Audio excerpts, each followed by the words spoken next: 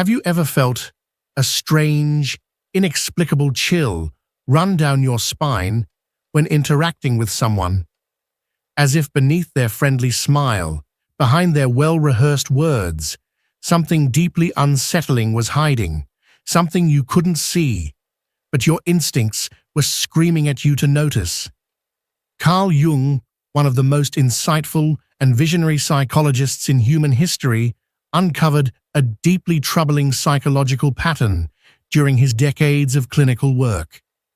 He observed that there exists a silent warning, an invisible red flag that our conscious minds often overlook, but that our most primal instincts detect instantly.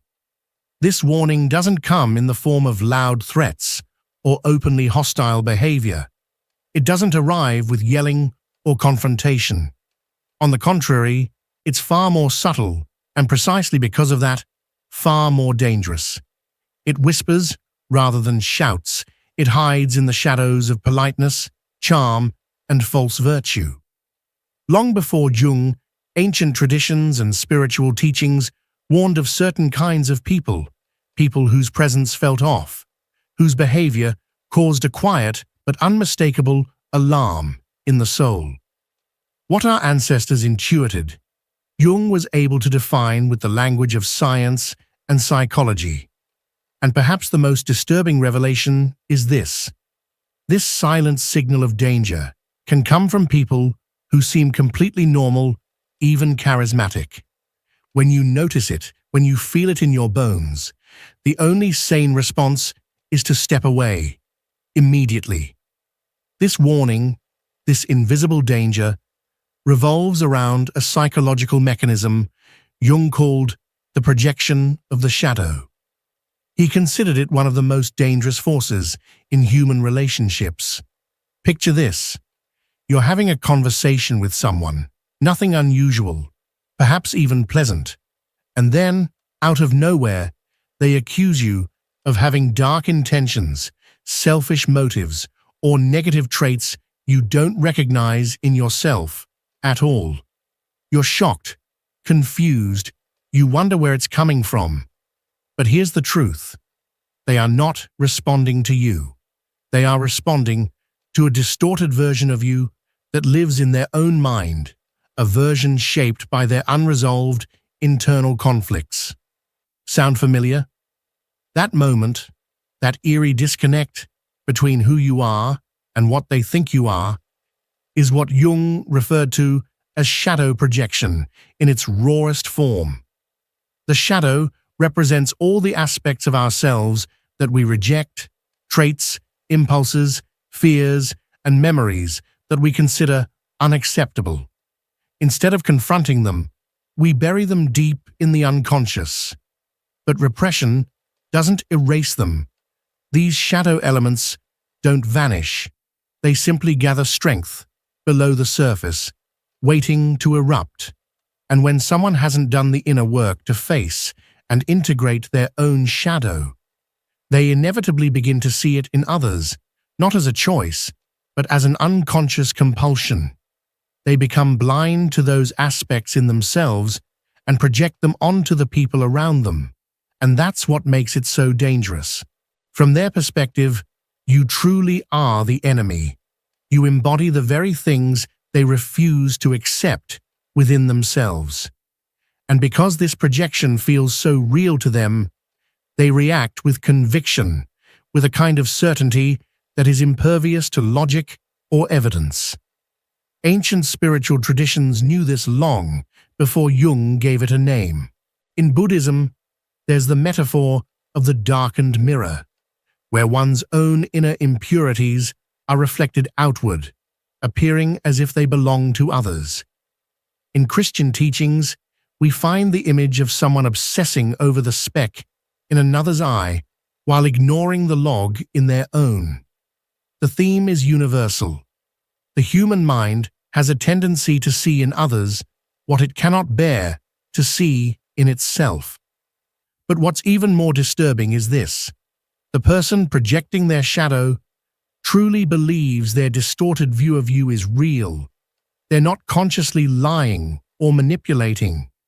They're trapped in a reality shaped by unresolved inner battles, and because of this conviction, they can be incredibly persuasive. Others, family, friends, co-workers, can begin to believe their version of you. Modern neuroscience has confirmed what Jung understood intuitively. Our brains are wired to confirm our existing beliefs. We don't see reality as it is. We see it through filters created by our past experiences, traumas, and internal narratives. But when someone is projecting a massive amount of unintegrated shadow material, these filters become complete distortions. Reality bends to fit their psychological needs. Author and Jungian analyst Robert Johnson once described this phenomenon as wearing glasses that distort everything you see, except you don't know you're wearing them. That's how projection works. Invisible to the one projecting, but painfully obvious to those on the receiving end. So how can you recognize when someone is projecting their shadow onto you? The red flag appears in that unsettling moment when there's a clear disconnect between what someone claims you are and your own internal reality. They accuse you of hidden motives you don't have, of feelings you've never felt, and they do it with total certainty, utterly immune to contradiction, unwilling to hear your truth. What's happening in that moment is profound. You've become the battleground for someone else's internal war. They are fighting a desperate battle against parts of themselves they cannot accept, and unknowingly, they've cast you as the enemy in their personal drama. But shadow projection is only part of the picture. Jung also identified another phenomenon, perhaps even more dangerous, called psychic inflation. You've probably heard the old saying, "The road to hell is paved with good intentions." Jung might have added, "and guided by those who believe themselves unquestionably good." Psychic inflation occurs when a person identifies so strongly with their sense of righteousness, moral superiority, or spiritual purity that they lose all humility. This is not just arrogance, it is something far more insidious. A person suffering from psychic inflation no longer sees themselves as an ordinary, fallible human being. Instead, they believe they are a chosen one, a savior, an enlightened guide, a mouthpiece for universal truth. Their ego has merged with powerful unconscious forces, what Jung called archetypes, and they begin to see themselves not as individuals, but as cosmic agents. They don't have opinions. They deliver truths. They don't make mistakes. They are beyond reproach. This phenomenon has been warned about for centuries. The German mystic Meister Eckhart spoke of it as the most subtle trap on the spiritual path, the point where the seeker mistakes themselves for the divine. In Zen Buddhism, it's referred to as the Zen sickness, a delusion born from spiritual pride. The Sufi mystics call it the veil of light, even more dangerous than the veil of darkness, because it's harder to see, harder to resist.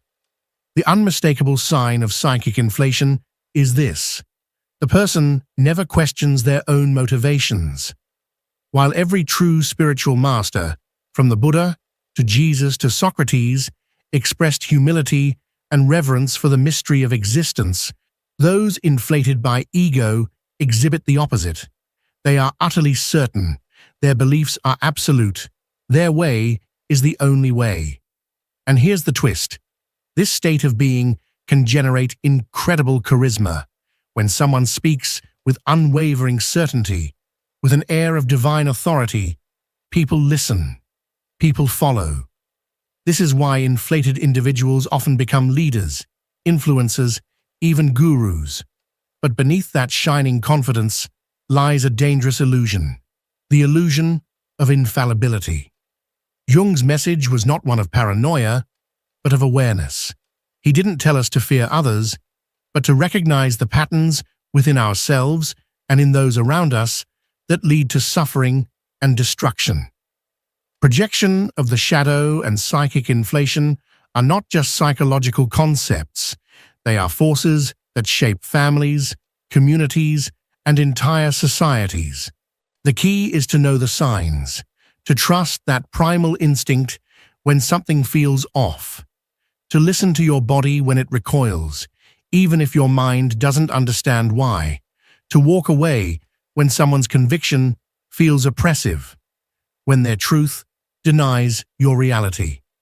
In the end, the path to true wisdom isn't found in claiming absolute truth. It's found in humility, in self-awareness, in the willingness to confront the darkness within, rather than cast it upon the world outside. Carl Jung observed something both fascinating and deeply unsettling. Individuals suffering from severe psychic inflation, a condition where the ego becomes fused with powerful unconscious archetypes, often draw around them groups of loyal, even fanatical followers.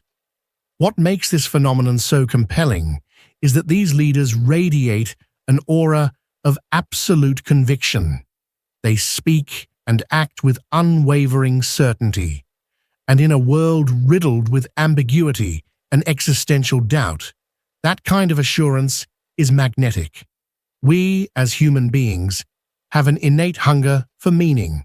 We crave clarity in a universe that rarely offers it. When faced with complexity, chaos, and uncertainty, many of us instinctively gravitate toward those who seem to have it all figured out. Those who present themselves as beacons of truth, as vessels of higher knowledge, or as living embodiments of divine will. The sheer force of their confidence can feel like a safe harbor in a storm. But Jung warns us that this is precisely the danger. When someone believes, with no room for doubt, that their words and actions are aligned with something greater than themselves, be it God, destiny, or some transcendent cause, they begin to see themselves not just as a person, but as a necessary instrument of a cosmic plan. This fusion of self and archetype can be intoxicating, both for the individual and for their followers. The Chilean psychologist and spiritual teacher Claudio Naranjo, who spent years studying both psychology and the wisdom traditions of various cultures, made a striking observation about the nature of the ego. He proposed that there is a form of ego far more subtle and insidious than the typical egocentrism we are familiar with. The ordinary ego says, "I am important." It demands recognition, praise, and control. But the spiritual ego, Naranjo pointed out, is much harder to detect because it cloaks itself in the language of humility and service. It proclaims, "I am a channel for the highest good," or "I speak for divine truth." At first glance, this might sound noble, even admirable, but the danger lies in how such a belief places the person above reproach. If they truly believe they are a mouthpiece for some ultimate good, then any criticism of them becomes, by extension, a criticism of that good. They no longer see themselves as fallible human beings, but as sacred emissaries. This mindset makes them not only blind to their own flaws, but also dangerously resistant to feedback or correction. And for those who follow them, it creates a dangerous paradox. To question the leader is to question truth itself. So how can we recognize when someone is suffering from psychic inflation? There's a revealing clue in how they handle opposition. If a person reacts with defensiveness, outrage, or self-righteousness when they are questioned, especially on matters of belief, purpose, or identity, it may be a sign that they've begun to merge their sense of self with a larger archetypal identity. Rather than taking criticism as an opportunity for reflection or growth, they interpret it as a personal attack on something sacred. To such a person, Disagreement is not just disagreement. It is heresy. It is betrayal. It is a disruption of the cosmic order they believe they are upholding. They may label those who question them as enemies of truth, agents of darkness, or lost souls who cannot recognize the light they carry. This perspective doesn't leave room for dialogue, and it certainly doesn't leave room for self-doubt. Psychic inflation in this context becomes a kind of spiritual armor, a way of insulating the ego from vulnerability. It feels empowering because it places the individual in a narrative of heroic or divine purpose, but it also isolates, distorts, and ultimately corrupts. It replaces genuine spiritual development with performance. It substitutes the slow, painful work of inner growth with the seductive glow of external validation and self-deification. Jung and Naranjo both urge us to be vigilant, not only of others, but of ourselves. We must ask, do we seek truth or do we seek comfort? Are we following someone because they challenge us to grow or because they confirm what we want to believe? And most importantly, are we willing to question even those who claim to speak for the highest good? In the end, true spiritual maturity is marked not by certainty, but by humility, not by the absence of doubt, but by the courage to live with it. Those who walk the path of wisdom do not claim to have all the answers.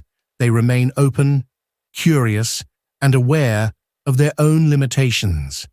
And perhaps it is this very humility, so often mistaken for weakness, that protects us from the dangerous illusions of inflation.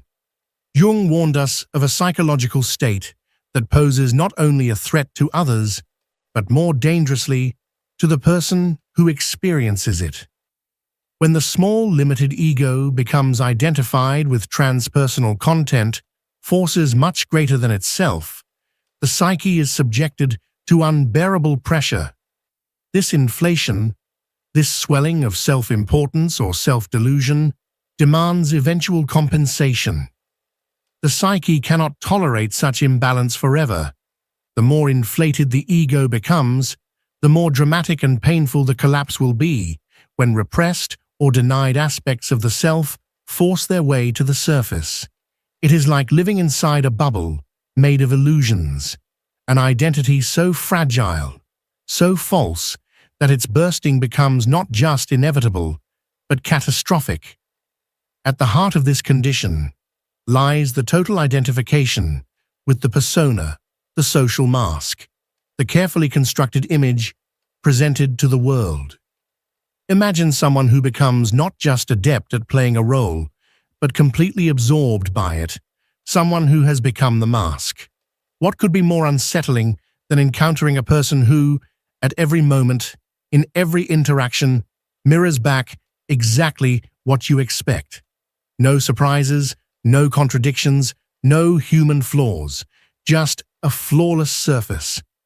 Jung observed something profoundly disturbing in certain individuals, people whose social adaptation was so impeccably refined that it eradicated all rough edges, all inconsistencies, all spontaneity. They had become so perfectly social that they were no longer truly human. This mask, this persona, a term Jung borrowed from the ancient Greek theatre, becomes not just a tool for interaction, but a warning sign. It is a red flag that our instincts often notice long before our conscious mind can articulate the reason behind our discomfort. Why is this total identification with the persona so dangerous? Because it signals a complete dissociation between one's outer image and the true inner self. The person, in pursuit of social approval, has sacrificed their own authenticity. They have built such a convincing facade that even they have forgotten what lies beneath it. It's not just a performance anymore, it becomes their reality. The poet Fernando Pessoa expressed this danger with remarkable clarity. The danger is not in wearing a mask. The danger is in forgetting that you are wearing one. This insight, though poetic, resonates with ancient contemplative traditions. In Zen Buddhism, there is a concept of the original face that existed before birth, the pure, unconstructed self, free from societal layers. Taoist masters also warned of the risks of polishing the surface so obsessively that the substance beneath erodes. Jung, in his work, simply translated these timeless insights into the vocabulary of modern psychology. The warning signs are subtle but deeply felt. Have you ever interacted with someone whose behavior is technically perfect, always polite, always saying the right thing, always smiling in the right way, and yet something about them feels off? This person knows exactly how to act, which words to use, what expressions to show, and yet it all lacks the spontaneity and beautiful unpredictability that make us human. It's as though you're speaking not with a person, but with a performance. James Hollis, a Jungian analyst, remarked that such flawless social adaptation often hints at an equally vast emptiness within. Neuroscience supports this idea. Our brains contain what are called mirror neurons, a system that picks up on subtle inconsistencies between what a person says, how they look, and what their body communicates. These neurons give rise to that inexplicable feeling that something isn't quite right. It's not always logical. You might not be able to explain it, but you feel it. When someone's social mask becomes entirely disconnected from their internal truth, our nervous system perceives this incongruence, and it triggers discomfort, suspicion, sometimes even fear. The true danger, however, lies not in how this affects us, but in what it reveals about the person behind the mask. You see, when someone invests all of their psychic energy into maintaining a perfect image, into being seen a certain way, there's a cost. The parts of themselves that don't fit this image, shame, anger, insecurity, desire, doubt, don't vanish. They are not destroyed. Instead, they retreat into the unconscious, and there, they grow, they gain strength, they become what Jung called the shadow, a collection of everything a person rejects, disowns, or tries to hide. And the more rigid and artificial the persona becomes, the more explosive the shadow will be when it finally emerges, because it will emerge. It's not a question of if, but when. And when it does, it doesn't come politely knocking. It breaks through, often through crisis, through breakdown, through acts that seem irrational or destructive. The person who once seemed perfectly composed might suddenly act in ways that are shocking, unpredictable, even dangerous. And the irony is that this eruption is not a departure from who they are. It's a return. It's what was always there, waiting in the dark. This is why Jung emphasized the importance of inner integration, of not clinging too tightly to the persona, of not confusing our public identity with our true self. Because authenticity doesn't mean being flawless, it means being whole. To be human is to be complex, contradictory, imperfect, and evolving. The more we deny this, the more we risk becoming hollow, inhabiting a beautiful mask that hides an inner vacuum. And so, the lesson here is not to discard the persona entirely. After all, we need it. It helps us function in society, but we must remain conscious that it is just one part of us, not the whole. We must remember that behind every smile, every performance, every carefully curated image, there must be a living soul, a self that breathes, a heart that feels, a mind that questions, a being that dares to be real. And only when we reclaim that truth, when we allow the mask to be a tool and not a prison, can we begin the journey toward true psychological freedom. Marie-Louise von Franz, a close collaborator of Carl Gustav Jung and one of the foremost interpreters of his psychological theories, once made a compelling observation.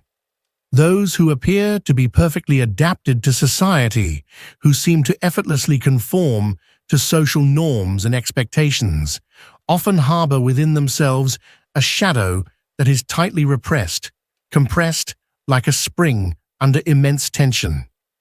At first glance, these individuals may seem ideal, calm, polite, composed, successful, admirable even. Yet according to von Franz, this apparent perfection masks a dangerous instability. Sooner or later, the repressed aspects of the personality, the shadow, burst forth in unpredictable and often destructive ways. These eruptions are not minor emotional outbursts, but deep psychological disturbances that seem to emerge out of nowhere, taking everyone, including the person themselves, by surprise. This psychological dynamic helps us understand why those who appear to be the most flawless, the most morally upright, or the most socially integrated can sometimes engage in acts of shocking violence, betrayal, or breakdown.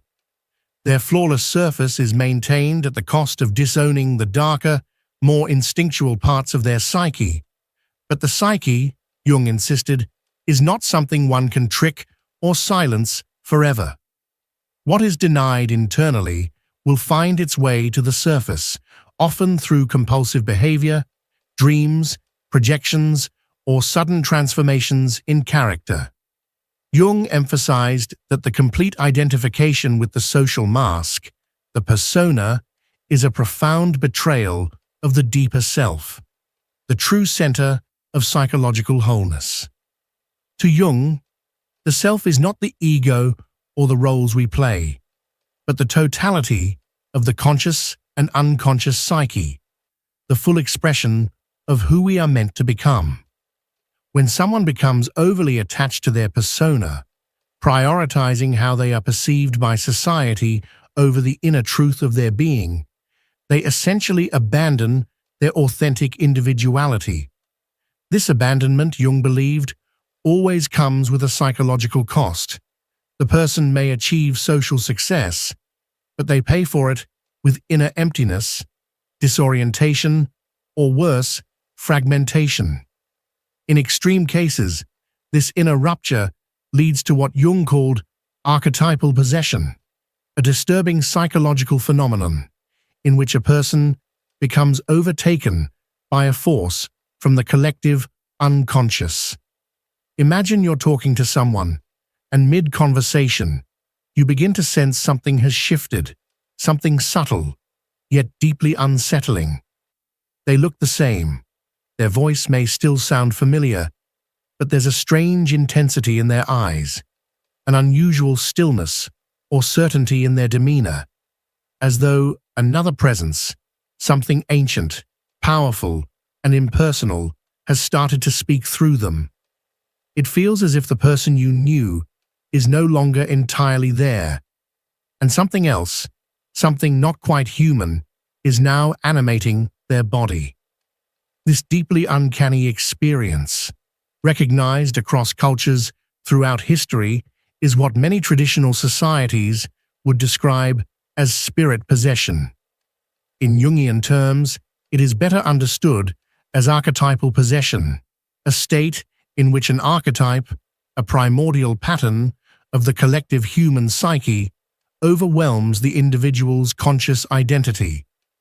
Archetypes are not mere symbols. They are powerful psychic structures that contain both luminous and shadowy aspects. When they are integrated consciously, they can enrich life with meaning and depth. But when they take over, bypassing ego awareness, the individual becomes a mere vessel, a puppet for forces far beyond their personal understanding or control. Jung was not alone in this understanding. Anthropologists like Mircea Eliade, who studied shamanic traditions around the world, documented that shamans could distinguish between controlled states of spiritual channeling, where the practitioner maintained a degree of conscious participation and uncontrolled states of possession, in which the ego was fully displaced by a transpersonal force. The danger in these latter states was precisely the loss of self, the total submission to a pattern of consciousness that had its own will, its own agenda, and no concern for the well-being of the individual vessel. In Christian mysticism, a similar principle is found in the practice of discernment of spirits, the careful evaluation of inner and outer forces to distinguish between divine inspiration and deceptive, destructive influences. The wise mystic, like the experienced shaman, or the trained analyst, learns to detect the subtle signals that indicate whether a psychological state is expanding the soul or consuming it. One of the key warning signs is the loss of psychological flexibility, when a person becomes rigidly identified with a single role, a single identity, a single archetypal narrative. This identification can take many forms. Someone may begin to act as if they are the unquestionable savior of others, determined to rescue everyone, regardless of consequences. Others may become the relentless warrior, obsessed with a fight or cause to the exclusion of all else. Some may fall into the archetype of the eternal victim, constantly persecuted and seeking sympathy, or the unshakable judge who sees the world only in black and white and delivers verdicts with no room for nuance or compassion. The specific archetype is not as important as the total identification with it. Once the person fuses their identity with this archetypal role, they lose the capacity for introspection, for humor, for humility. Their voice takes on a monotonous certainty. Their eyes seem to shine with an eerie light, and most disturbingly, you sense that the person is no longer fully present, something else has taken over. As Jungian analyst Robert Moore noted, in such moments, you are no longer interacting with a whole human being. You are encountering a fragment, an autonomous complex or archetype that has seized control of the individual's psyche. Modern neuropsychology has begun to uncover the biological correlates of these altered states. In certain moments of trance, religious ecstasy, or psychosis, the brain's default mode network, which is associated with the sense of self, shows reduced activity, while regions involved in mystical and transpersonal experiences light up with intensity. These states can be profoundly meaningful when approached within a structured ritual or therapeutic setting, but when they occur spontaneously, without context or containment, they can lead to psychological disintegration, delusion, or even violence. What makes archetypal possession so particularly dangerous is that it comes with a powerful sense of clarity and purpose. Ordinary consciousness is full of doubt, ambiguity, and contradictions, but when someone is under the influence of an archetype, those doubts vanish. They speak and act with absolute conviction. They feel guided by a higher purpose. This certainty can be dangerously persuasive, drawing others into their narrative and amplifying the influence of the archetype even further. To the untrained eye, it may seem like this person has finally found themselves, discovered their mission, or become fully awakened. But to those who can see more deeply, what's actually happening is a profound loss of individuality, a merging with a collective pattern that overwhelms the personal soul. In the end, Jung's work invites us to strive not for perfection or rigid clarity, but for wholeness, a state in which we integrate both light and shadow, both persona and self, both the conscious ego and the vast realm of the unconscious. To do this, we must remain humble, attentive, and committed to the ongoing process of self-discovery. And we must remember that true psychological strength is not found in certainty, but in the courage to face and integrate the unknown. Carl Jung observed with deep concern how political and religious leaders, under the grip of what he described as archetypal possession, could mobilize and manipulate mass movements not through logic or reason, but through a kind of overpowering certainty, one that felt beyond the human. These individuals spoke and acted as though their convictions came not from within themselves, but from a divine or absolute authority. And that was the essence of the danger. When someone becomes identified with an archetype, those ancient universal patterns embedded deep within the collective unconscious, they begin to act not as individuals, but as vessels for something far older, far more powerful, and far less human. If this message has stirred something in you, even just a little spark, I encourage you to share your thoughts in the comments below. Because awareness, pure, honest awareness, is always the first step toward meaningful transformation. And don't keep this reflection to yourself. There may be someone in your life right now who needs to hear this. Someone who's struggling under the weight of unconscious patterns in their relationships. Send this message their way. Sometimes the right words at the right time can open a door that's been locked for years. Make sure to subscribe and turn on the notification bell so you don't miss future explorations into the vast and beautiful landscape of the human psyche, from the depths of Jungian psychology to the timeless truths of the world's great wisdom traditions. The journey of integration is not an easy one, but it is the most important path we will ever walk, and you're not alone on it. We walk together.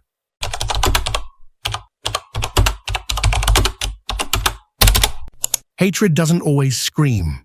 It doesn't always break things or shout insults across a room.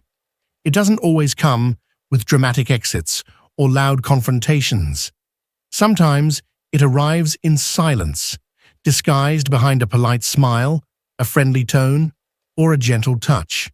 Sometimes hatred lives quietly in the eyes of someone you thought you could trust. It might be a friend, a family member, or someone you share your everyday life with. They don't lash out. They don't make it obvious. Instead, they stay close, but not sincerely. What you see on the surface seems like affection, but your intuition keeps whispering that something is off. It's not what they say. It's how you feel in their presence. It's as if their energy slowly drains yours.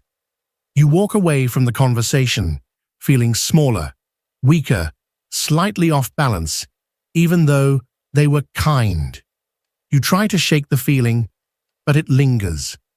Carl Jung's deep psychological insights remind us that the shadow doesn't only dwell in what we refuse to see in ourselves, it also lives in what others refuse to confront in themselves, especially when they unconsciously project it onto you.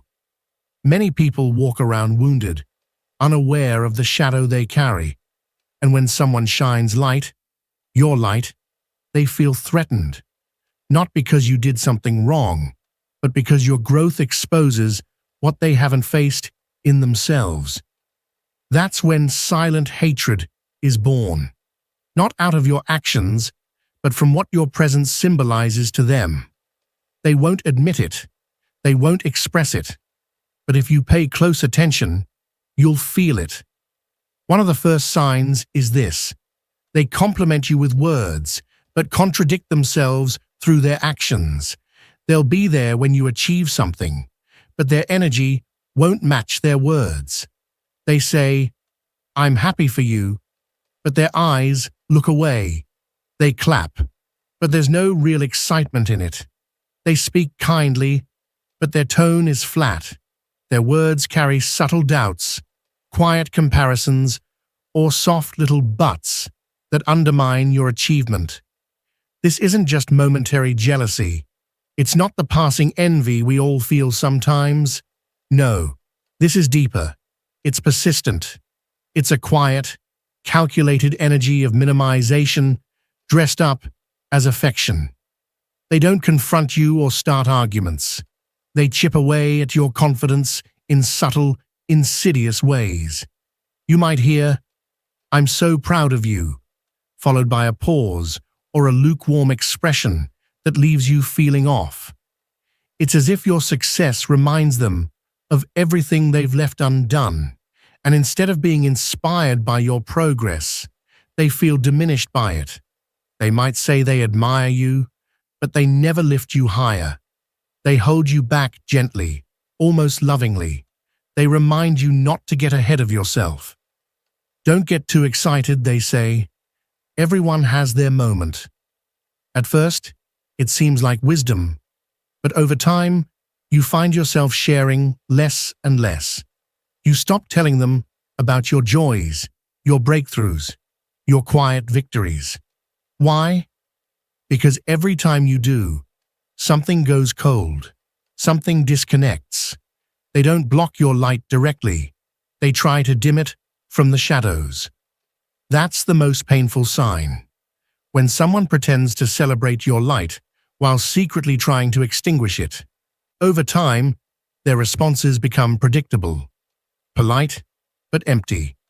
They say the right things, but nothing feels real. Their eyes lack warmth. Their smile is rehearsed. You feel like you're speaking into a void where joy should echo back, but doesn't. Instead of rejoicing with you, they seem to be managing themselves around you, masking something they don't want you to see. So you stop. You pull back. You hesitate before sharing your happiness. And that's the tragedy, because you once trusted this person. You once believed they were safe. But now, every conversation feels heavy, like something unseen is always hovering between you. They never say anything hurtful outright. But what hurts is the absence of genuine support, of emotional presence, of authentic connection. They might change the subject suddenly, or offer praise with a twist. That's great, but I knew someone who did it faster. Or they point out some irrelevant flaw. That's cool, but let's see if you can keep it up. These small remarks add up. Each one, on its own, might seem harmless, but together they form a pattern of emotional erosion that wears down your self-worth in invisible ways. The hardest part?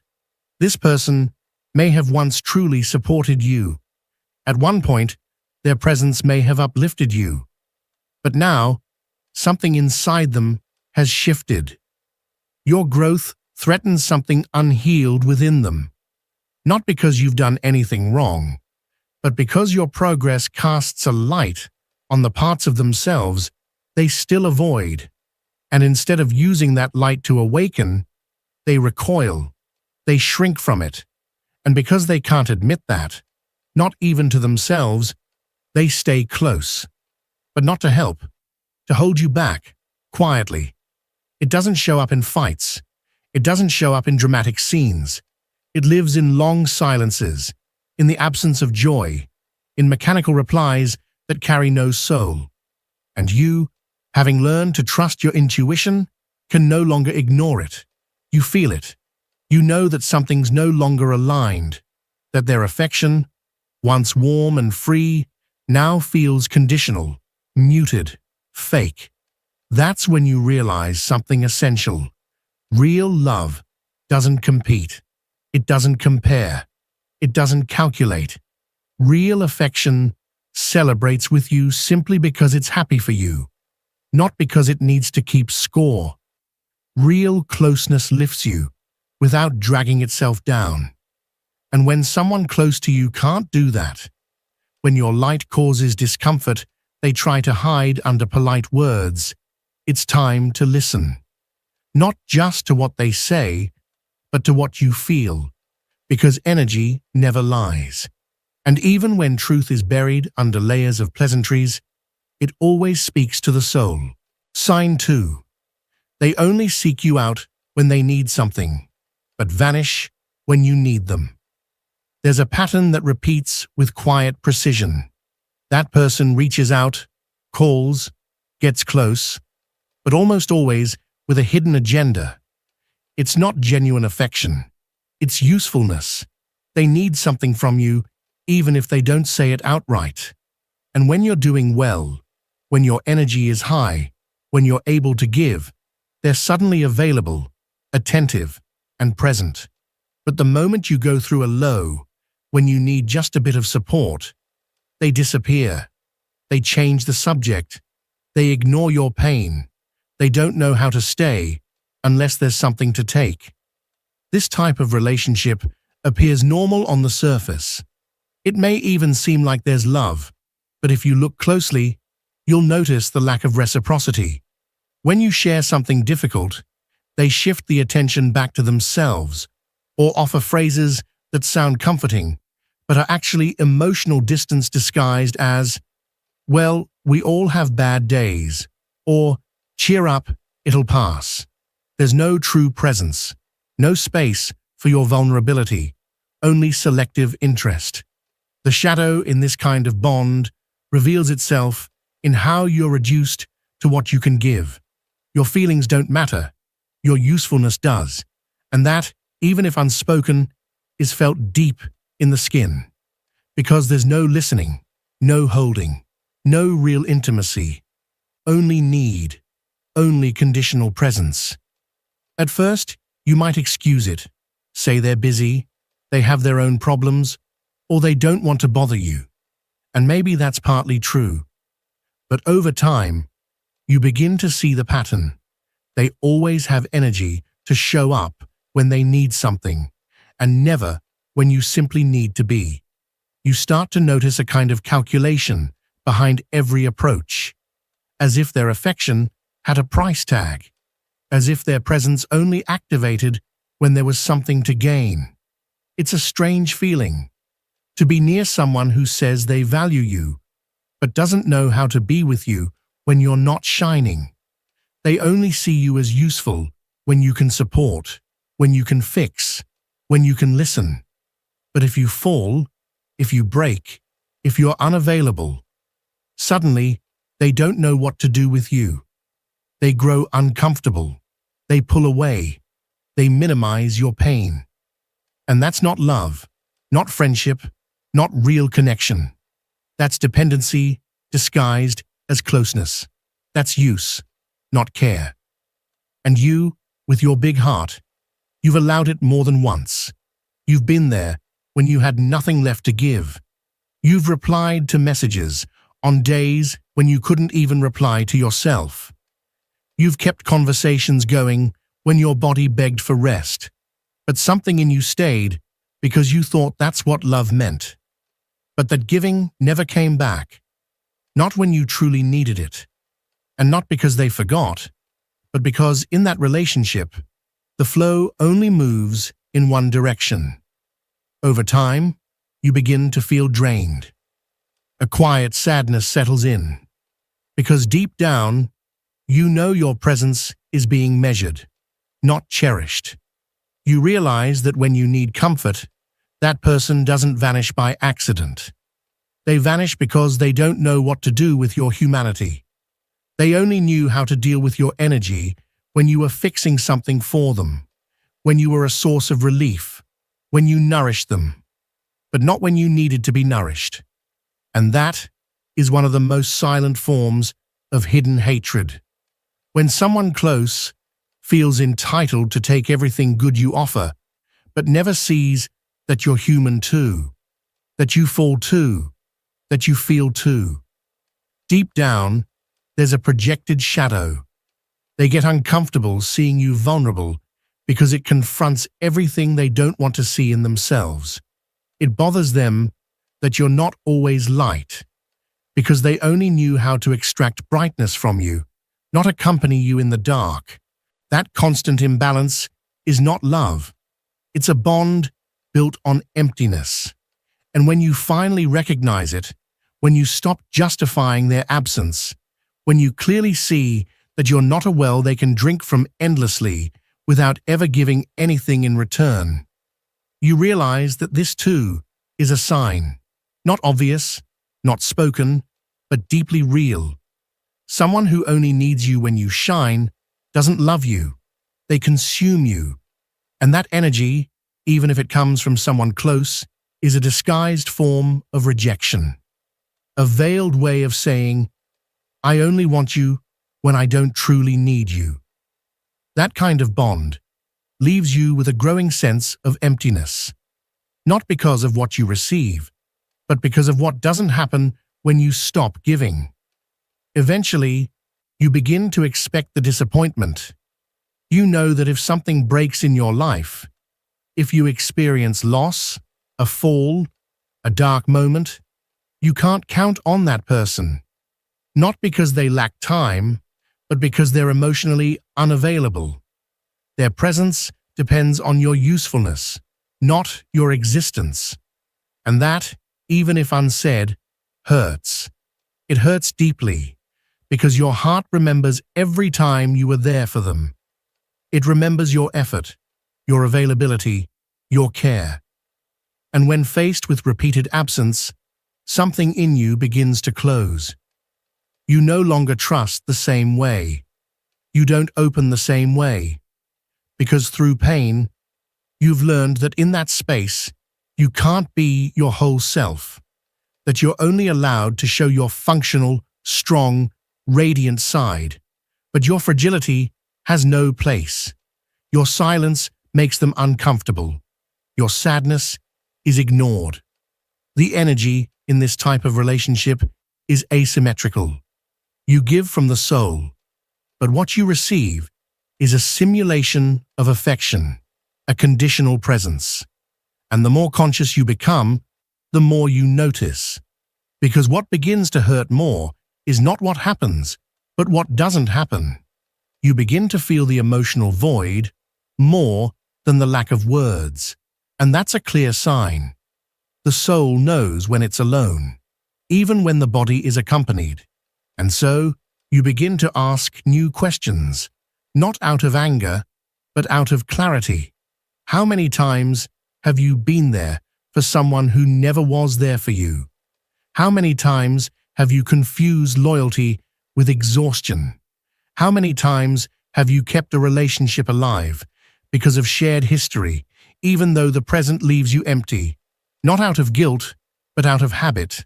Not out of love, but out of fear of accepting that this bond never truly held you. Recognizing that isn't betrayal.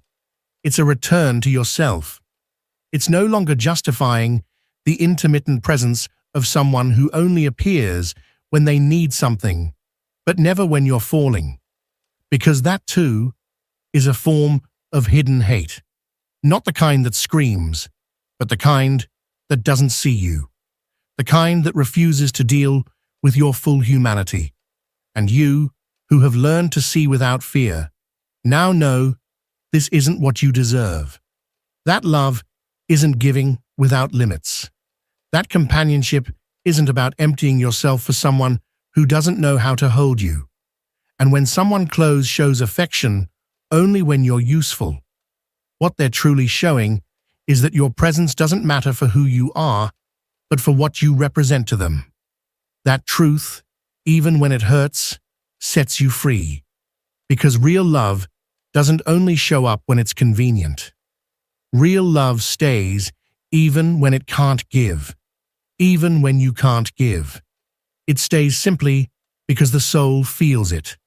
And if that presence disappears when you fall, then what you had was never love. It was ego dressed up as closeness, shadow wrapped in courtesy. And finally, your soul has learned to see the difference. Sign 3. They make fun of you jokingly, but always aim where it hurts. There's a very specific kind of disguised aggression that only someone who knows you well can pull off. The kind that hides behind humor.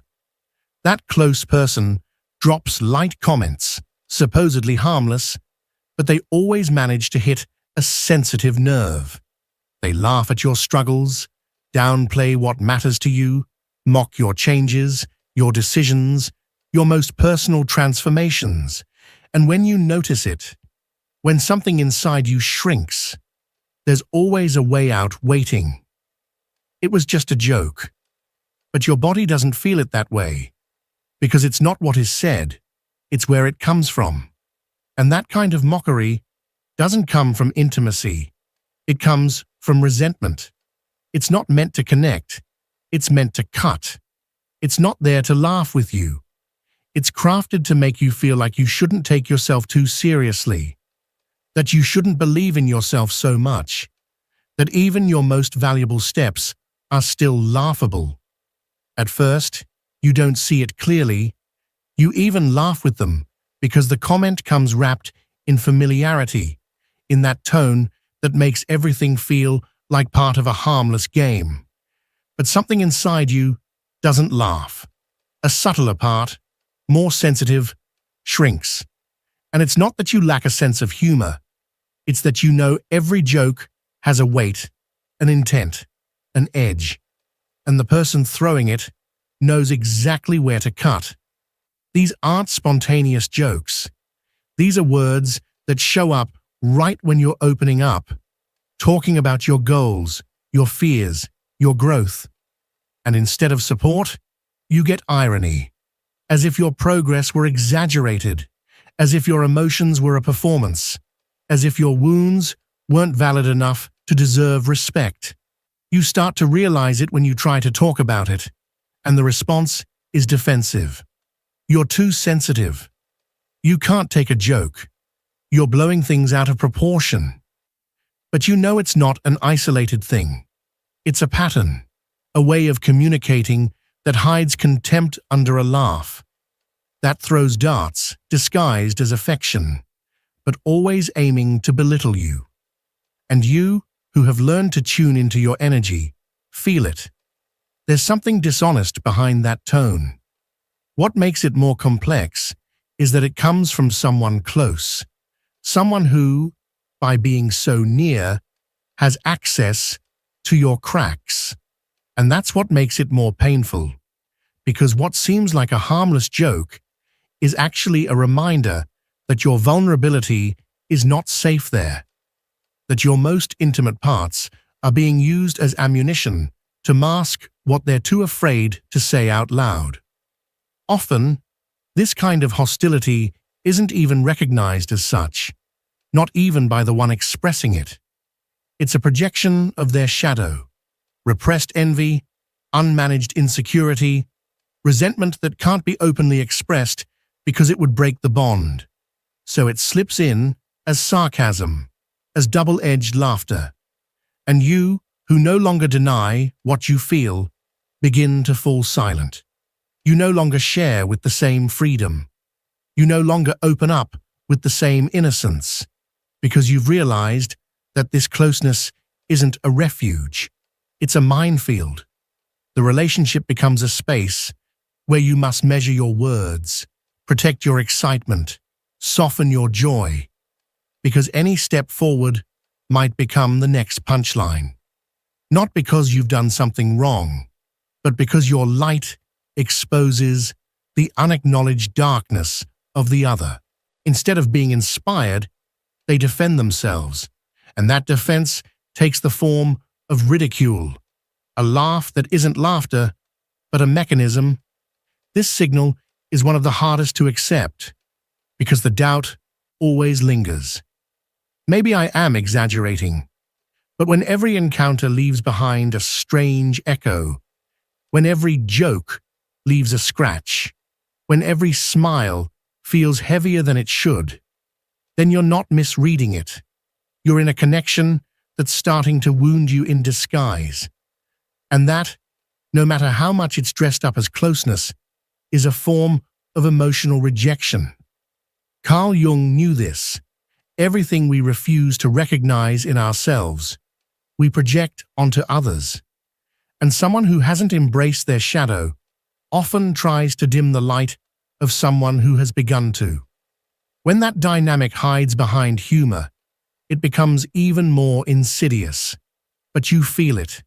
And feeling it is the first step to protecting yourself. Because your truth is not a punchline. Your process is not a joke. Your sensitivity is not too much. It's your compass.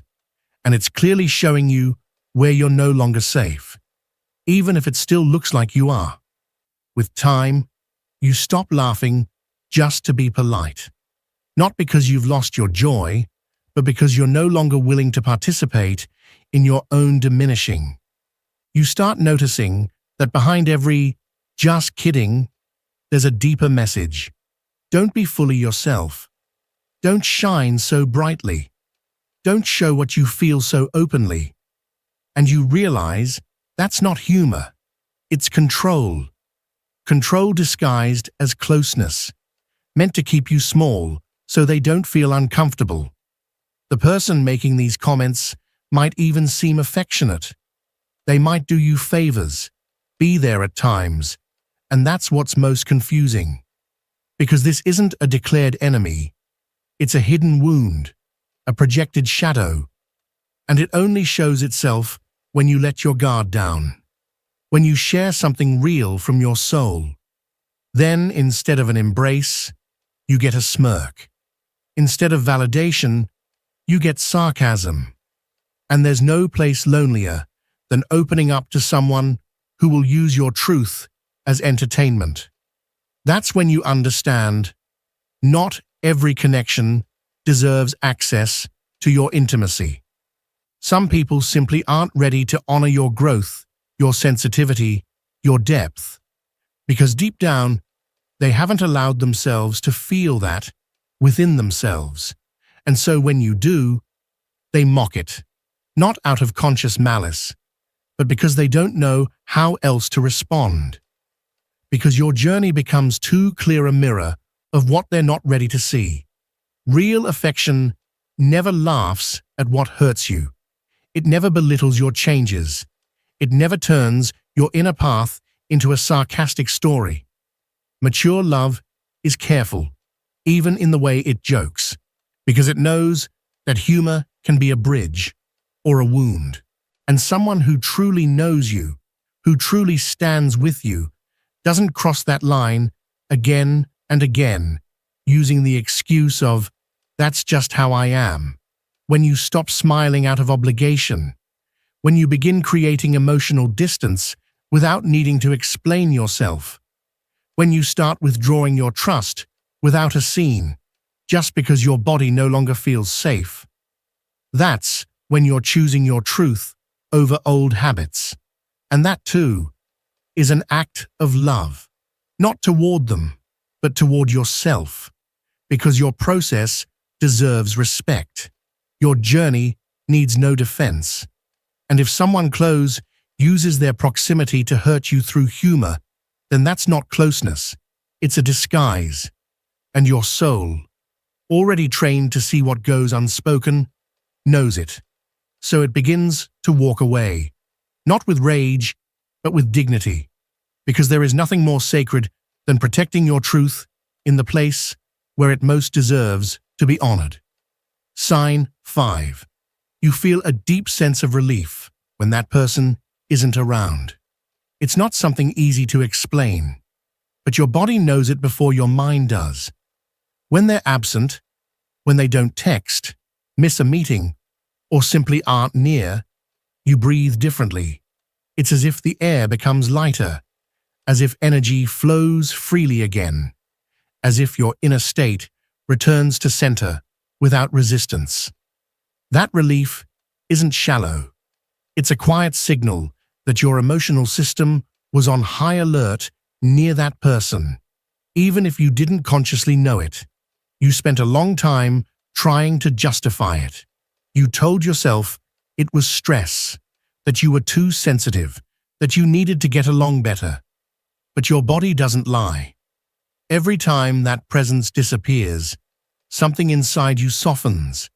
Sometimes, without noticing, you start smiling, speaking more freely, moving more naturally. And it's no coincidence. It's your soul recognizing that it's no longer under surveillance. Because some people don't need to tell you they're judging you. They do it with silence, with looks, with the way they tense up when you talk about your achievements or share something emotional. And you feel it. You've always felt it. But since there was no concrete evidence, you denied it, until the day the contrast becomes too obvious to ignore. You feel better when they're not around, more like yourself, freer, more at peace. And that's when everything becomes clear.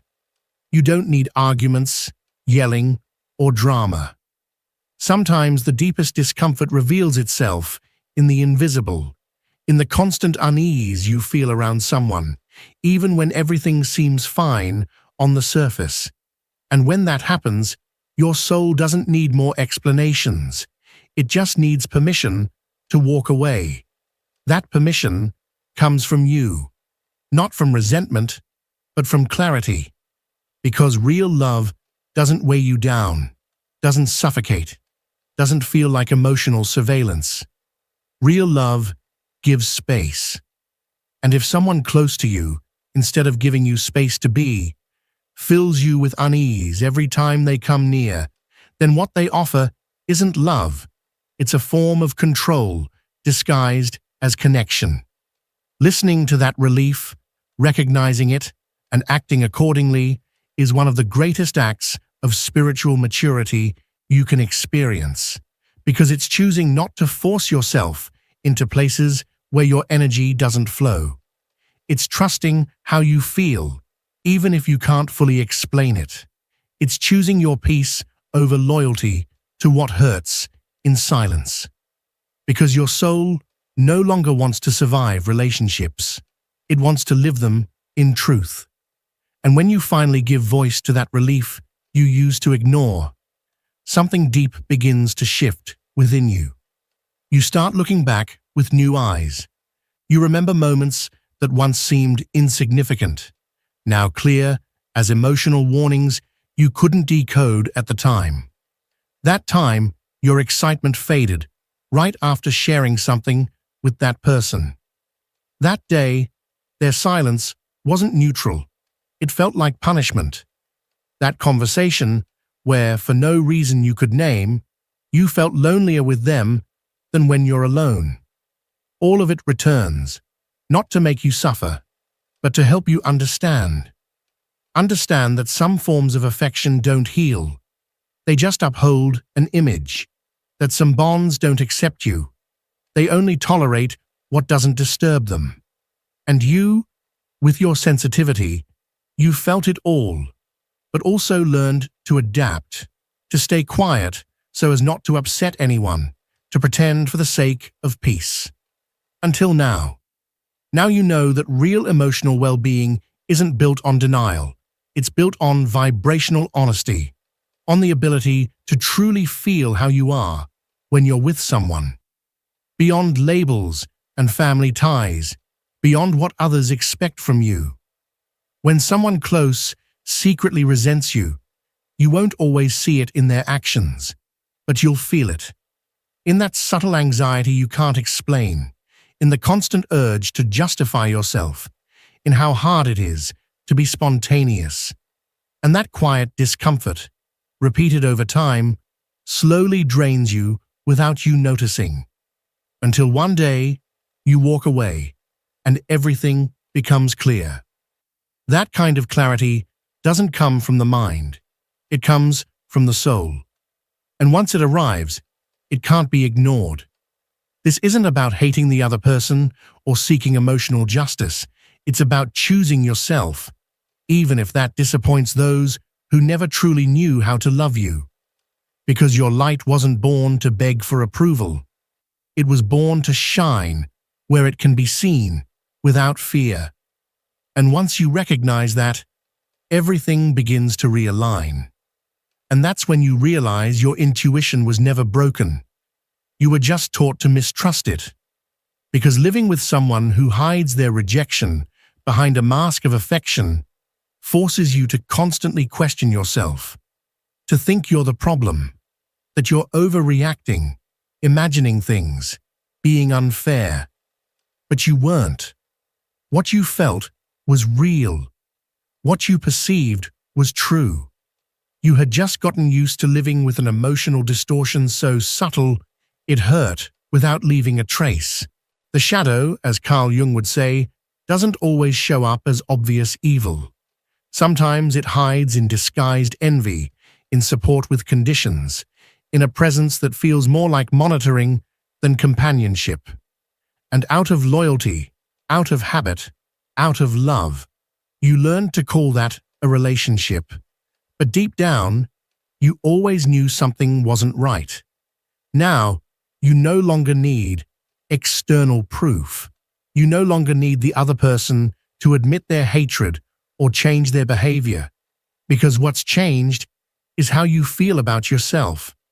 You've broken the cycle of self-justification that kept you close to someone who hurt you. You understand now that the soul doesn't protect itself with excuses. It protects itself with boundaries. And even if the grief is silent, even if the distance hurts more when it involves someone close, there's something even more painful: continuing to deny what can no longer be hidden. Because love doesn't mean allowing everything, and your light is something you can no longer dim. It's pulling you further and further away from everything that once made you doubt it. That's the true beginning of your healing. The courage to face what hurts without covering it up.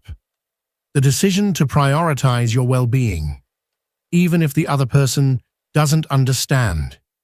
The certainty that your energy deserves to grow in peace, not in a silent war. Because when someone secretly hates you, what they fear most is that you'll stop doubting yourself. And that moment has now come. Thank you for reading this far. If even a small part of what you just heard resonated with you, don't ignore it. That subtle inner voice that recognized the truth in these words is no coincidence. It's part of your own light trying to speak to you, gently reminding you that you are ready to see things differently. In a world that constantly teaches us to repress our emotions, to numb our pain, to pretend we're okay when we're not, daring to feel, to listen, and to be honest with ourselves is nothing short of an act of courage. And more than that, it's an act of self-love. When something stirs inside you, even if it's just a whisper, it's because a part of you already knows the way. You are not broken, you are not lost, you are awakening. And awakening isn't always pretty or easy.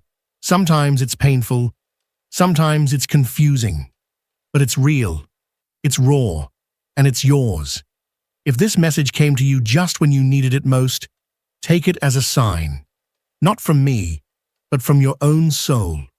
A sign that you are not alone, that there is a place where you are seen, where your depth is not excessive, where your emotions are not something that can be fixed, but something that can be understood. That place lives within you, but also here, in this space we are creating together. Subscribe to the channel and turn on the notification bell. This channel is not about noise, it's about presence. Each video is carefully crafted for souls like yours, souls brave enough to look within, ask the hard questions, break old patterns, and soften to their truth. Here, you will always find words that comfort, truths that awaken, and insights that heal. Not because they come from outside, but because they remind you of what you already carried within. This is not just a message, it's an invitation to come home, to yourself. And if you're still listening, perhaps you're ready to remember who you are, ready to live with more intention, more honesty, and more connection. Thank you for being here. You are not alone.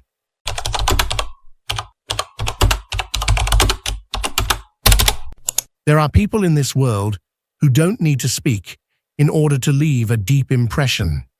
They don't try to stand out. They don't seek the spotlight. And yet somehow they reveal truths that others weren't ready to see.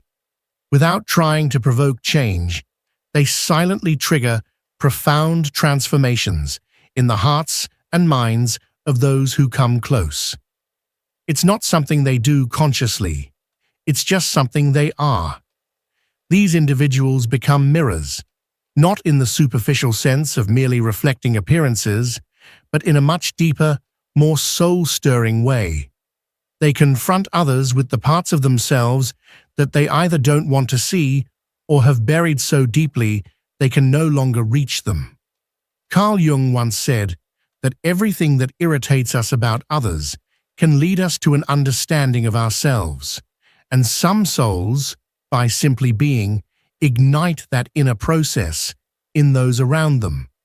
They are not teachers in the traditional sense. They don't teach through words or lectures. They teach through vibration, through presence. Their energy speaks louder than any sermon. They are energetic mirrors. Perhaps no one has ever told you this before. Maybe you haven't even fully realized it yourself. But if you've noticed lately that your mere presence seems to shift conversations, provoke honesty, or make people act differently without you doing anything at all, then it's very possible you are one of those mirrors.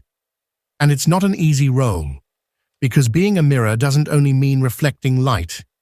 It also means reflecting shadow. And not everyone is ready to face their shadow. Some resist it. Some push it away. One of the first signs that you are this type of mirror is that people change when they're near you, and you can't quite explain why. It's not about what you say or do. It's something more subtle, more profound. You may have noticed that some people feel incredibly calm and at peace in your presence, while others become restless, nervous, even agitated, without any apparent reason. You remain silent, watching this shift, quietly wondering what it means. Over time, you start to see a pattern. It doesn't matter how neutral you try to be. Your presence alone amplifies whatever others carry within them. If someone is holding on to anxiety, it heightens near you. If someone is carrying unexpressed sadness, it begins to surface just by being in your proximity.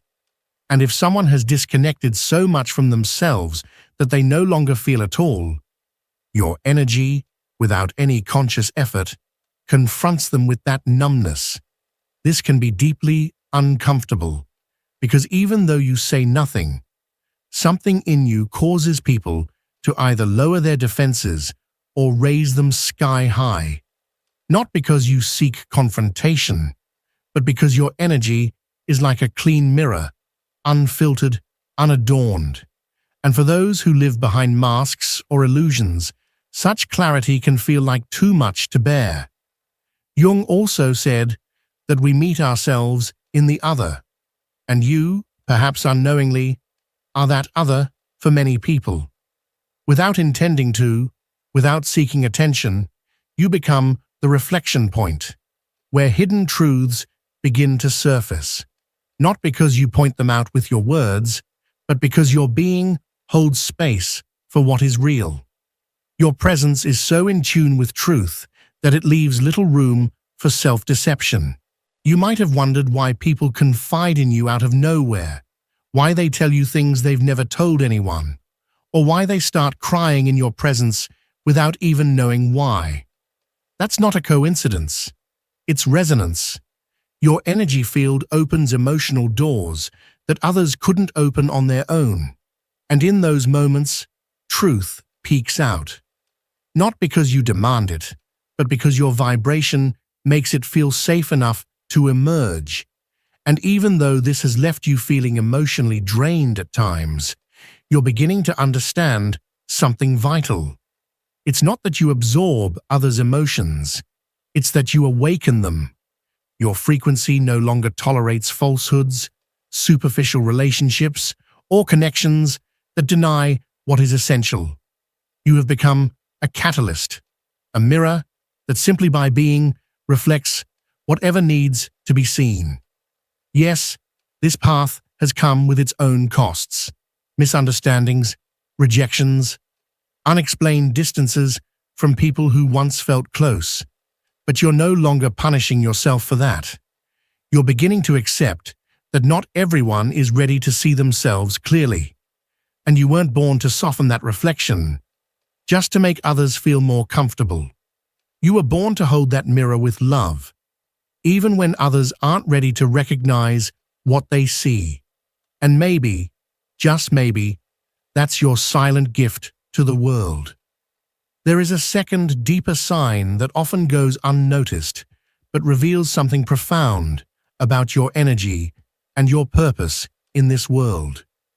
People project emotions onto you that don't belong to you. Have you ever found yourself unexpectedly caught in the emotional storms of others? Without doing anything in particular, you suddenly become the target of someone's misplaced anger, the unwilling confidant of secrets you never asked to hear, or the silent container of someone else's frustration, pain, or confusion. It's as if something within you, something unspoken, makes others feel they can unload their emotional weight in your presence. Carl Jung once taught that what we deny within ourselves, we unconsciously project onto the outside world. And you, often without realizing it, have become that outside world for many people.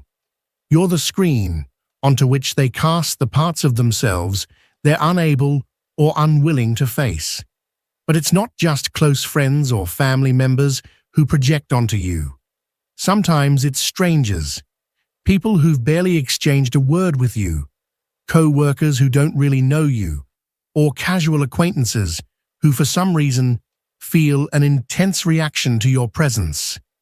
You've started to realize that there's something in your energetic field, something subtle yet powerful, that awakens dormant emotions in others, emotions that have long been buried, denied, or hidden away. You've probably asked yourself more than once, am I doing something wrong? Is it the way I speak, the way I walk into a room? Is there something about my presence that provokes these responses? But over time, you've come to a powerful realization. It's not about what you do, it's about who you are.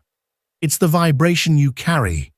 You've come to understand that your very presence becomes a kind of energetic mirror, a channel for emotional release in those who have no idea how to deal with their own inner chaos.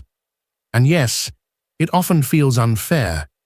You're not responsible for the emotional baggage of others, and yet you seem to attract it, carry it, absorb it, until now. Because now, with deeper awareness, you see that it isn't personal. It's energetic. Jung described projection as a psychological defense mechanism, something people do unconsciously to avoid facing uncomfortable truths about themselves. And without intending to, you become that mirror, reflecting not only their wounds, but also the untapped potential they're not ready to claim. This is why people sometimes put you on a pedestal, seeing in you an idealized version of themselves, one they admire, perhaps even envy. But that same dynamic can flip in an instant. They may later resent you, criticize you harshly, or accuse you of things you know are not true. Because in truth, their reaction is never really about you. It's about the parts of themselves they've yet to accept. What's remarkable is that you've started to recognize this pattern. And even though it can be emotionally exhausting, you also sense that there's an opportunity hidden within it. Each projection, each emotional outburst directed at you, is also an invitation for the other person to wake up, to look within, to recognize their own story in the reflection you provide. And you, by remaining grounded in your own center, by not absorbing their chaos or reacting from your own wounds, become a stabilizing force. You become a vessel of transformation. This is not easy. You've cried tears that were not yours. You've carried the heaviness of feelings that didn't originate in your own heart. But you're beginning to realize something profound. You can reflect without absorbing. You can hold space without carrying the weight. You can remain present without losing yourself in someone else's emotional narrative. And with this newfound understanding, you are becoming free. Because the more clearly you see that what others see in you is often a projection of themselves, the more lightly you can move through the world. You don't have to internalize their emotions anymore. You don't have to take responsibility for their unresolved wounds. You're still the mirror, yes. But now, you're a mirror that no longer forgets its own reflection. Even more, you've come to understand that these projections, however intense or draining, carry encoded messages. Every time someone directs disproportionate anger toward you, or showers you with unwarranted praise, or resists your presence, or rejects you without cause, you know with clarity, this is not about me. It's about something in them that they haven't yet faced. It's about something they've pushed into the shadows of their psyche, something they don't yet know how to process. And instead of reacting, defending yourself, explaining, or trying to be understood, you've learned to hold space with calmness and neutrality. You no longer feel the need to prove yourself or to be validated. You've come to understand that your role as an energetic mirror is not to argue or convince anyone. It is simply to reflect. And sometimes, reflection provokes discomfort. It stirs resistance. It brings up fear, grief, shame, anger.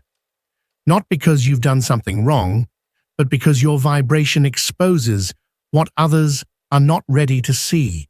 As Jung wisely said, what we do not bring into consciousness appears in our lives as fate, as enemies, obstacles, conflicts, and often, without even realizing it, you've become the face of that fate for others, the person onto whom they cast their disowned parts. You've been the screen on which others project their fears, their unmet needs, their unfulfilled dreams. And yes, it has drained you at times. It has made you question your path, your relationships, your very identity. But now you know. You can reflect without becoming confused.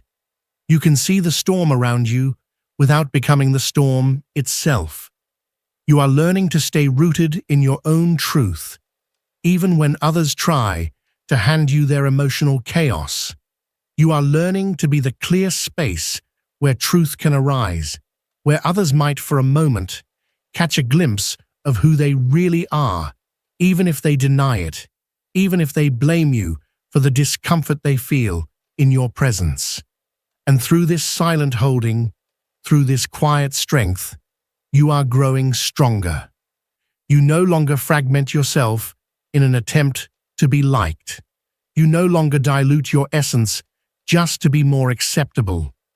You understand now that those who are ready to truly see themselves will find a sacred opportunity in your presence, and those who aren't will see you as a threat, a trigger, an uncomfortable mirror.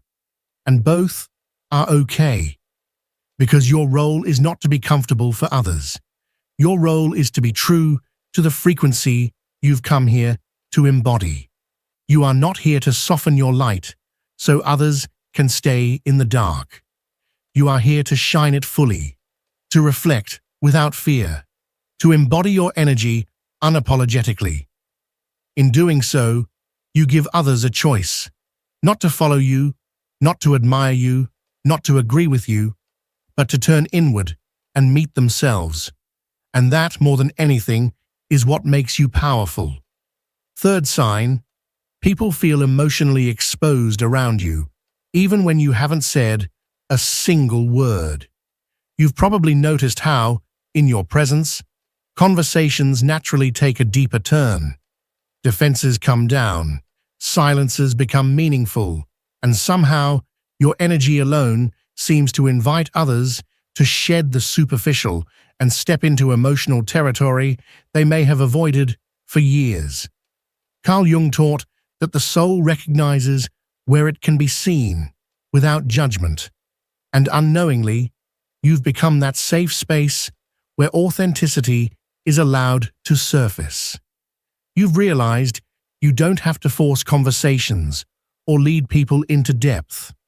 Just the way you exist, the way you look at others, your quiet presence, it's enough to invite masks to fall away. Even people who usually protect themselves behind stories and facades end up opening up to you, as if their soul had long been waiting for such a space. And it's not because you're doing anything special. It's because you resonate at a frequency where only the real things survive. You've stopped engaging in empty conversations, stopped playing along with shallow dynamics, and quit validating what doesn't feel true to you. That energetic coherence is felt, even if it's not consciously understood. It's sensed, even if it can't be explained. Jung also said that the collective unconscious recognizes the places where it can emerge without danger. And you are one of those places now, because your energy no longer tries to manipulate, correct, or please. It simply holds. You hold the silence. You hold the pain. You hold the vulnerability of others without trying to cover it up, fix it, or fill it with unnecessary advice. And in that clear, non-intrusive presence, others feel the permission to be just as they are. Permission they may have never received before. Permission that maybe you were once denied too. And that's exactly why you can now offer it freely, without conditions. That ability to create openness without any conscious effort is one of the clearest signs that you're an energetic mirror. People, without even knowing why, feel they can release with you. They can cry without fear. They can finally speak what they've never dared to say. And you, without invading, without judging, without taking on their burdens, hold space like an invisible altar where each person meets their true self. And even though it's sometimes exhausting to be that point of emotional opening for others, you now understand. It's not your role to intervene in everything that comes up. Your job is simply to allow it to emerge. You're learning not to absorb other people's emotions, not to feel responsible for what they discover in themselves through you. Your task isn't to carry their processes, it's to sustain your own presence. And that, though quiet, is deeply transformative. You've also come to understand that the openness you generate isn't always welcomed with gratitude.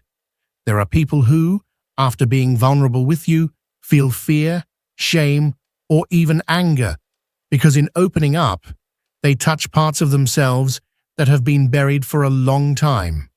And although you never try to expose them, just your presence reveals what they've tried to keep hidden.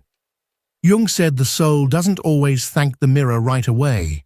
Often, it needs time to process what it saw. And you've learned to honor that time. You no longer expect to be understood, appreciated, or acknowledged for what your presence awakens in others. You know it's not about you. It's just a natural process. When people see themselves clearly, they often need to pull back to integrate what they've seen. And you understand now that this retreat isn't a rejection of you. It's a confrontation with themselves. You've learned not to take it as something to fix or as a blow to your self-worth. You understand that when you activate that energetic mirror, some people will stay, others will walk away, and some will deny what they saw entirely. And all of those responses are valid. Your job isn't to retain, to convince, or to push. It's to remain grounded in your own energetic truth. even if that means standing alone in certain spaces, even if it means letting go of relationships that can't meet you in that depth. And though it may hurt, you recognize it's the price of living from what's real, because you can't go back, not to places where masks are the norm, where evasion is the language, where disconnection is the way of life. You've chosen, through every conscious act, through every silent letting go, to be that space where the soul feels safe enough to show itself, even if it separates you from those who aren't ready to do the same. And that choice has made you strong. It has made you clear. It has made you a mirror and a channel for something greater than yourself. Fourth sign. People come to you when they need clarity, but often drift away when they're not ready to hold that clarity. You've noticed that during moments of crisis, confusion, or inner chaos, they turn to you. They confide in you. They unload their inner world. But when the reflection you offer shows them truths they're not yet prepared to face, many walk away without saying a word. Carl Jung once said that the unconscious desperately seeks mirrors, but also flees from them when they reveal what the mind is unable to process. You are that mirror, and you've felt this again and again. You've also come to recognize that this dynamic repeats itself with different faces, at different times, and in various contexts. People who once seemed comfortable with your presence suddenly feel uneasy, create distance, vanish without a clear reason. Not because you've changed, but because the reflection you offer has become too honest, too raw, too confronting for those not yet ready to see themselves at that depth. And although it used to hurt you at first, although you questioned whether you were doing something wrong, now you understand it's not personal. It's simply the soul's natural reaction when it stands before its bare truth. You've learned to release those disconnections without clinging to unnecessary pain, without staying trapped in explanations that only drain your energy, because you now understand the mirror isn't responsible for what others see. It's only the reflection. Carl Jung said that what we deny in ourselves ends up destroying us from within, but when we dare to recognize it in another, we open a door to integration. And you are that door for many, not because you intend to be, but because you can no longer resonate with superficiality. Your energetic field has become so finely tuned that it no longer holds space for what's false, manipulated, or distorted. And in that clarity, those who seek you during times of confusion often end up running away when what they see in you is a reflection of their own misalignment. You've come to understand that not everyone wants clarity. Some only want validation, temporary companionship, emotional distraction, and you can no longer offer that because your presence, without even trying, demands authenticity. It calls the other person to look themselves in the eye, and not everyone is willing to stand in that reflection. But you've chosen not to dim your clarity to make others comfortable, not to lower your frequency to become more palatable, because you know that those who are ready to stand in your reflection will find a sacred space within you, and those who aren't are also entitled to their own process, their own timing, their own distance. You in silence, without expectations, without the need to hold anyone back. Allow everything to flow as it must, because you've learned that being a mirror means letting others see themselves when they're ready. Not before, not through pressure, not from lack.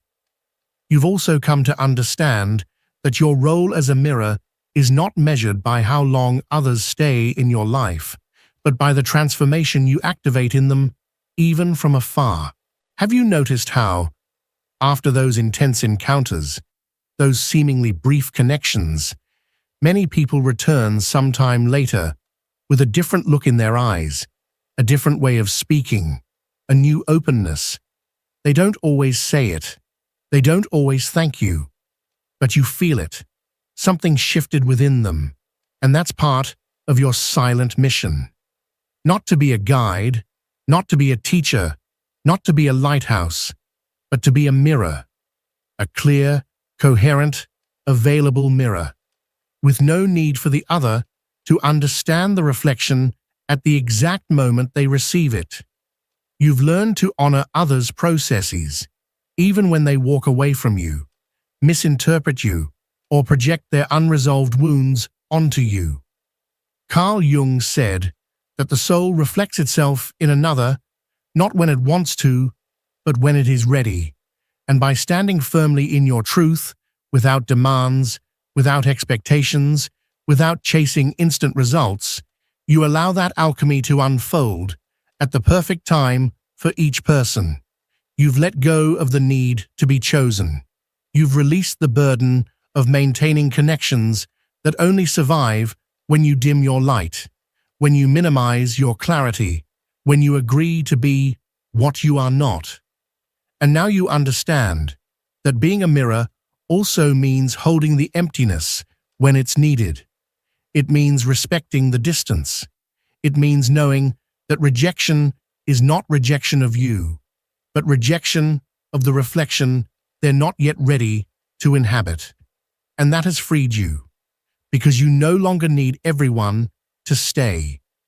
You only need to remain true to your essence, knowing that those who are ready will come closer, and those who aren't will continue on their path until life shows them other mirrors, other truths, other opportunities.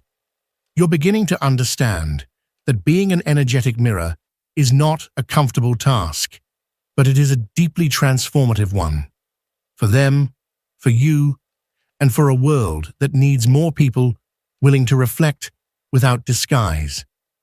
The fifth sign, your mere presence, has the power to harmonize or disrupt the energy of a space, without any conscious effort on your part.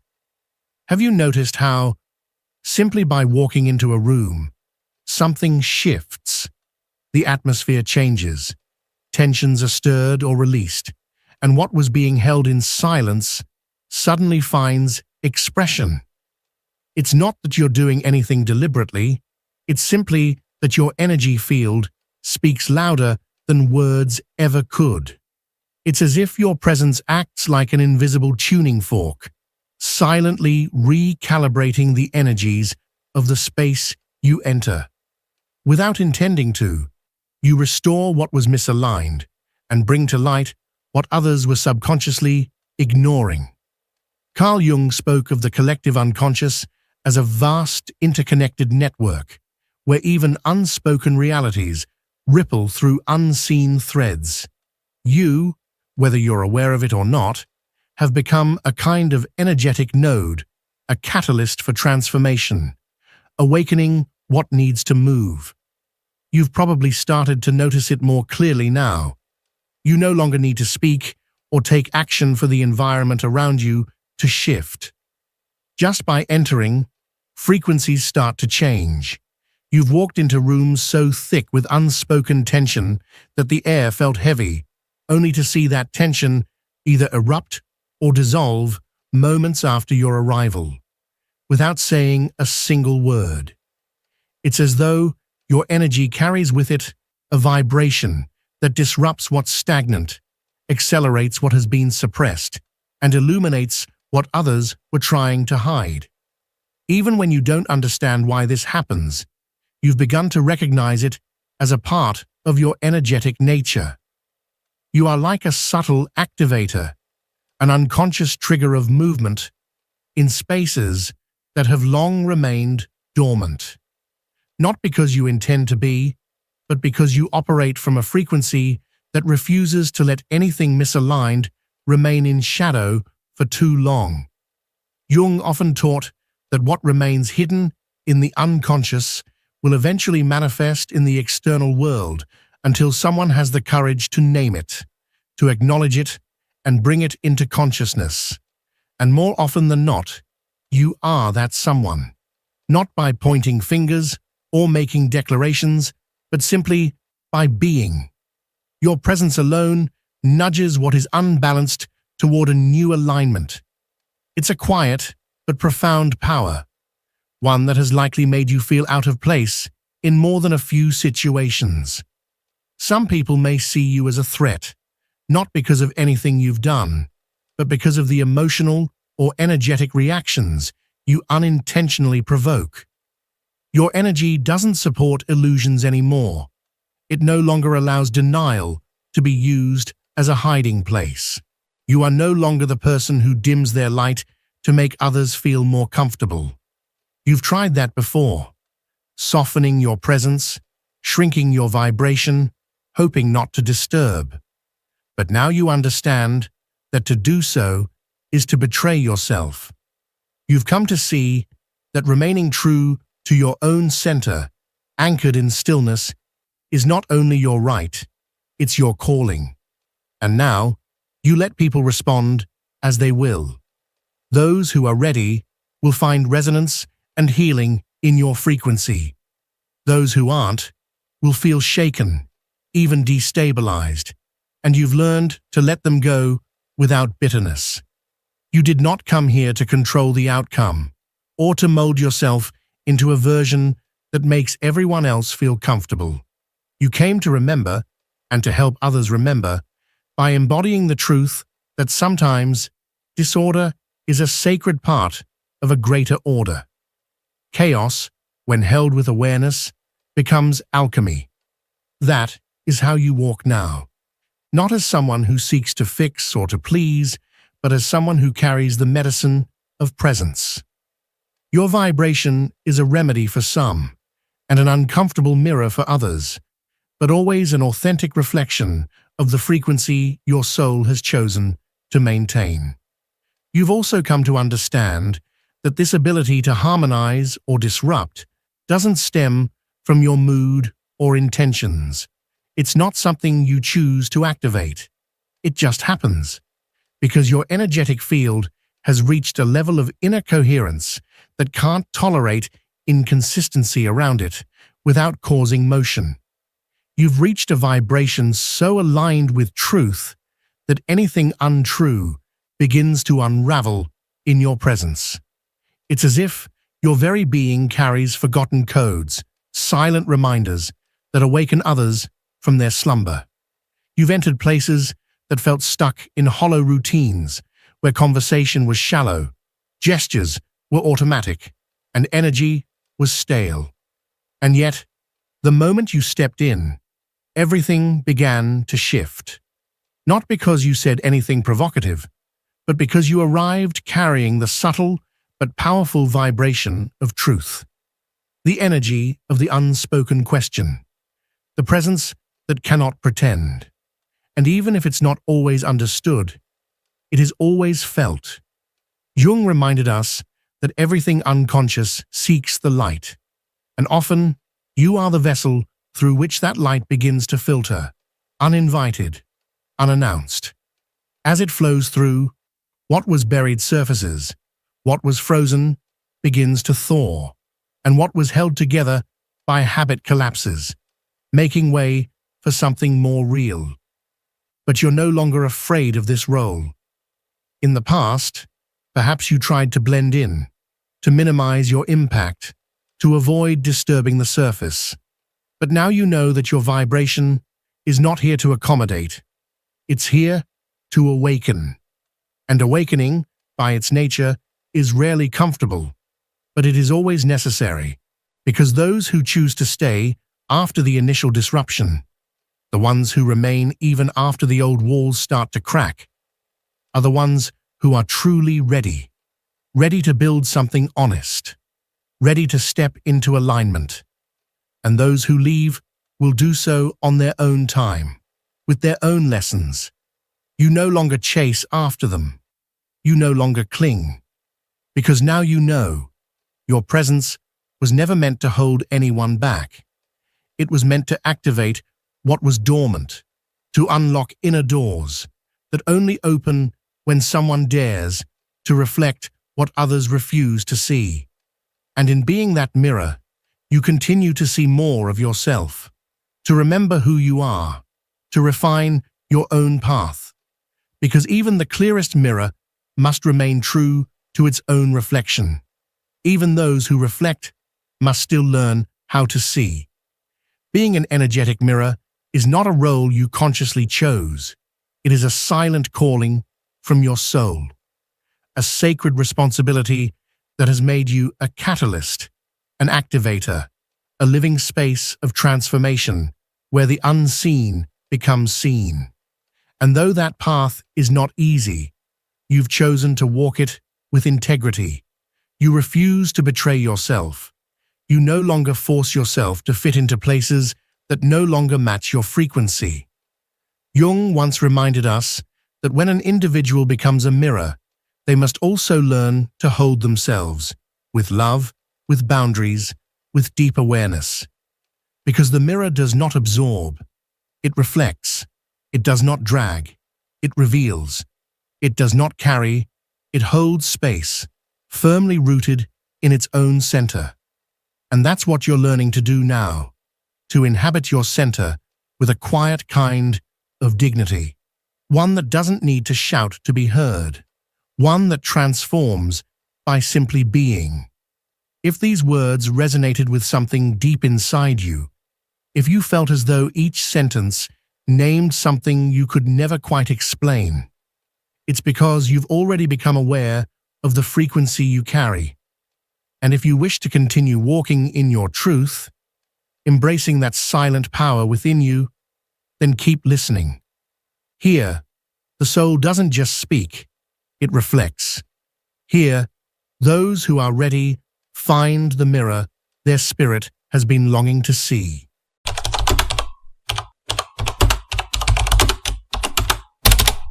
There's something deeply transformative about realizing that everything you experience in life, both what you love and what you fear, originates from within. Carl Jung dedicated his life to unraveling the mysteries of the human mind, showing us that the key to solving our problems isn't found outside of ourselves, but rather within, in the vast universe of our inner being. Every experience you go through, every challenge you face, is a doorway to deeper knowledge about who you are. Jung taught us that the unconscious is not just a storage room for repressed memories or unresolved emotions, but an inexhaustible source of wisdom and guidance. Yet, in the rush to survive in the modern world, we've lost touch with that part of ourselves. We distract ourselves with external noise, chasing quick fixes to complex problems without pausing to hear the silent voice of our inner being. Imagine for a moment that your problems aren't obstacles to avoid, but messages to interpret. Perhaps that toxic relationship that seems impossible to resolve is merely a reflection of an unhealed wound within you. Or maybe that constant sense of dissatisfaction at work isn't a sign of failure, but an invitation to explore your true passions. Jung showed us that each hardship is actually a disguised teacher, calling us to look inward and rediscover the parts of ourselves we've forgotten or ignored. There's something deeply transformative about realizing that everything you experience in life, both what you love and what you fear, originates from within. Carl Jung dedicated his life to unraveling the mysteries of the human mind, showing us that the key to solving our problems isn't found outside of ourselves, but within, in the vast universe of the unconscious. Every experience you go through, every challenge you face, is a doorway to deeper knowledge about who you are. Jung taught us that the conscious mind isn't merely a storage room for repressed memories or unresolved emotions, but a limitless source of wisdom and inner direction. Still, in our rush to survive the modern world, we've lost our connection to that part of ourselves. We get distracted by the noise around us, looking for fast solutions to deep problems, without stopping to listen to the quiet voice within. Imagine, just for a moment, that your problems aren't barriers to overcome, but coded messages waiting to be understood. Maybe that toxic relationship that seems unsolvable is only a mirror of an internal wound still waiting to heal. Or maybe that constant dissatisfaction with your job isn't a sign of failure, but a clear call to explore your authentic path. Jung reminded us that every difficulty is a veiled mentor, inviting us to turn inward and rediscover forgotten parts of our soul. Most people take the easier path. They ignore these inner signals and continue trapped in routines that leave them unfulfilled. But you're not here to settle. You're here because you know there's something more, something calling you from the deepest part of your being. And while this path is not easy, Jung reminds us that it's the only one truly worth taking. True growth happens when you dare to walk into the unknown, that place where you confront your fears, your doubts, and your shadow. It's uncomfortable, yes, but it's also transformative, because in that process of inner exploration, you discover not just who you are, but who you can become. Think back to those moments in life when everything felt out of control. Maybe it was a breakup, a painful loss, or an unexpected change. Those moments, though full of pain, are actually doorways to deeper self-understanding. Jung said, "There's no awakening of consciousness without pain." But that pain is not a punishment. It's a gift, a chance to free yourself from what no longer serves you and create space for something new. The problem is that as humans, we fear the void. We cling to the familiar, even when it harms us, rather than letting go and facing the uncertainty. But here's the secret Jung wanted us to discover.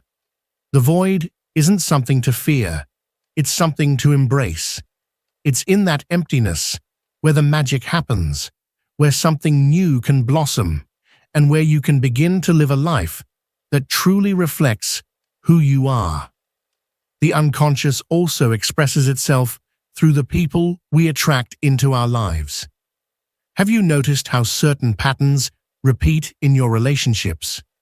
Maybe you always end up surrounded by people who drain you more than they nourish you. Or maybe you face constant struggles with someone who seems to reflect your deepest fears. This is no coincidence. According to Carl Jung, the people who appear in our lives, especially those who trigger us emotionally, are mirrors of our unconscious mind. They reflect back to us the parts of ourselves that we have yet to acknowledge, accept, or integrate. These individuals and the conflicts they stir up aren't random.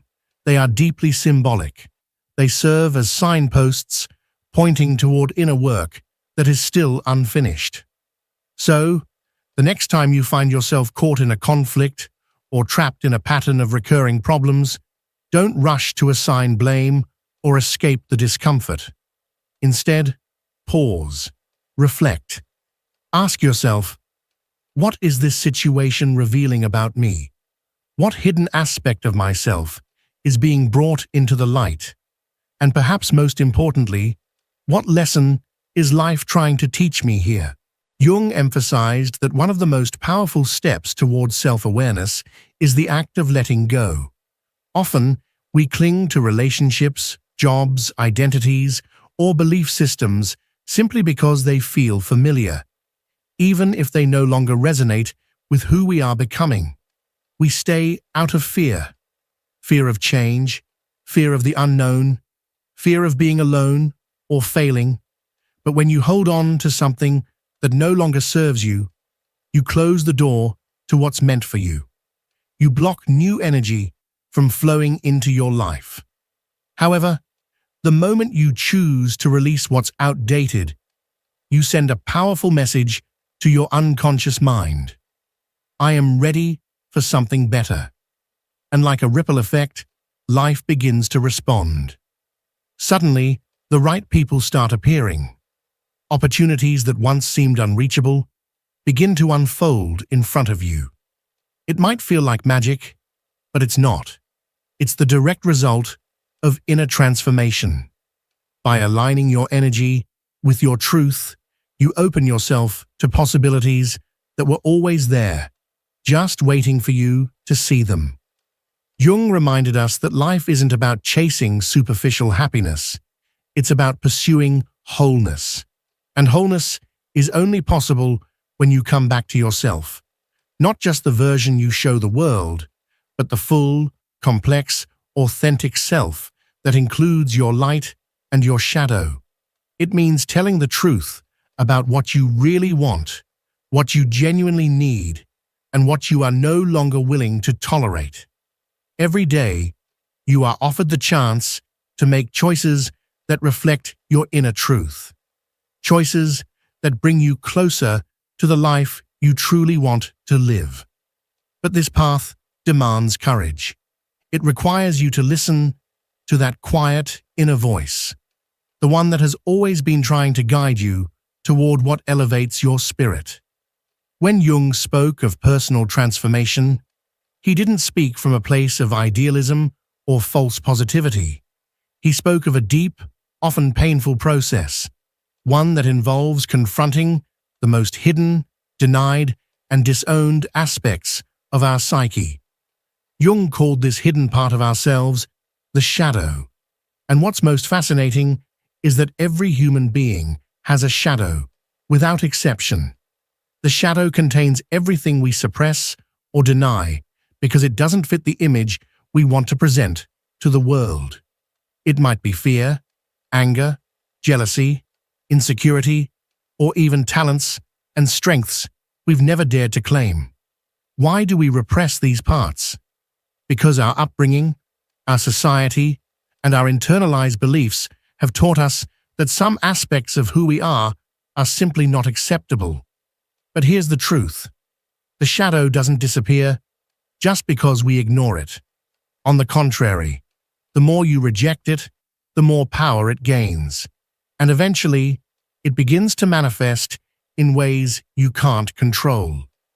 Maybe you've noticed yourself reacting too strongly to minor situations, a simple comment triggering a wave of rage or shame. Or maybe you found yourself sabotaging your own goals and relationships time and time again without understanding why. These are all signs that your shadow is speaking, begging to be seen, heard, and integrated. Integrating the shadow is not easy, but it is absolutely essential if you want to live an authentic life. Jung teaches us that we cannot be whole until we accept every part of ourselves, both what we call good and what we call bad. Because in truth, those labels are just judgments. What you view as negative in yourself might actually be a hidden strength. And what you praise as positive might just be a mask you wear to be accepted. The first step in this process, according to Jung, is deep self-observation. This doesn't mean judging yourself or punishing yourself. It means looking inward with honesty and compassion. Ask yourself, what parts of me have I been avoiding? What emotions do I find difficult to face? What repeating patterns in my life are pointing me toward the same unresolved truth? These questions don't just bring awareness, they open the door to profound healing. One of Jung's most intriguing concepts is that of projection. He believed that what we cannot accept in ourselves, we unconsciously project onto others. That's why the people who irritate us the most, who challenge us, frustrate us, or even trigger us, are often mirrors of our own shadow. That arrogant person who gets under your skin may be reflecting your own denied need for self-worth. That colleague who always seems to push your buttons may be shining a light on your deepest insecurities. The important thing to understand is that these projections are not coincidences. They are invitations to grow. When you begin to view your external conflicts not as attacks, but as reflections, everything changes. You stop blaming the world, and you start taking responsibility for your own inner landscape. This isn't about justifying others' behavior. It's about discovering what their presence is revealing about you. And this shift in perception is incredibly liberating, because when you stop being a victim of circumstance and begin to see yourself as the author of your own story, you take back your power. You begin to live from a place of conscious choice rather than unconscious reaction. Jung's answer is clear. With courage and self-acceptance, the journey begins. The first step is recognizing the existence of the shadow. This acknowledgement can be unsettling, even painful, because it means facing the parts of yourself you've long tried to ignore. The insecurities, the suppressed emotions, the impulses you judge as shameful or unacceptable. But it's essential to understand something fundamental. Your shadow is not your enemy. It's not some external threat to be defeated or eliminated. Rather, it's a hidden part of you that longs to be accepted, understood, and even loved. Once you recognize its presence, the next step is observation. Watch how the shadow shows up in your everyday life. What emotions do you suppress when they arise? What automatic thoughts hold you back? Which situations trigger strong, even irrational reactions? Each one of these moments is not random. They are clues. Clues that lead you to the deepest parts of your psyche, revealing hidden wounds, unresolved fears, and repressed desires. These observations don't just offer insight, they open the door to a profound transformation. But transformation requires more than just awareness. It demands radical self-acceptance. Jung famously said, "What you resist persists. What you accept transforms."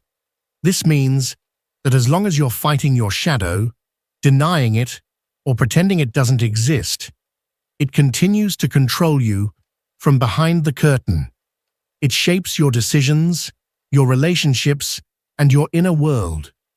But when you stop fighting it and begin to accept it as a natural part of who you are, you loosen its grip. You no longer act from a place of fear, shame, or anger. You begin to act from authenticity, from balance. This is not a quick fix. It is a lifelong journey. There will be highs and lows, breakthroughs, and setbacks. But every single step you take toward embracing your shadow brings you closer to wholeness. And something remarkable begins to happen.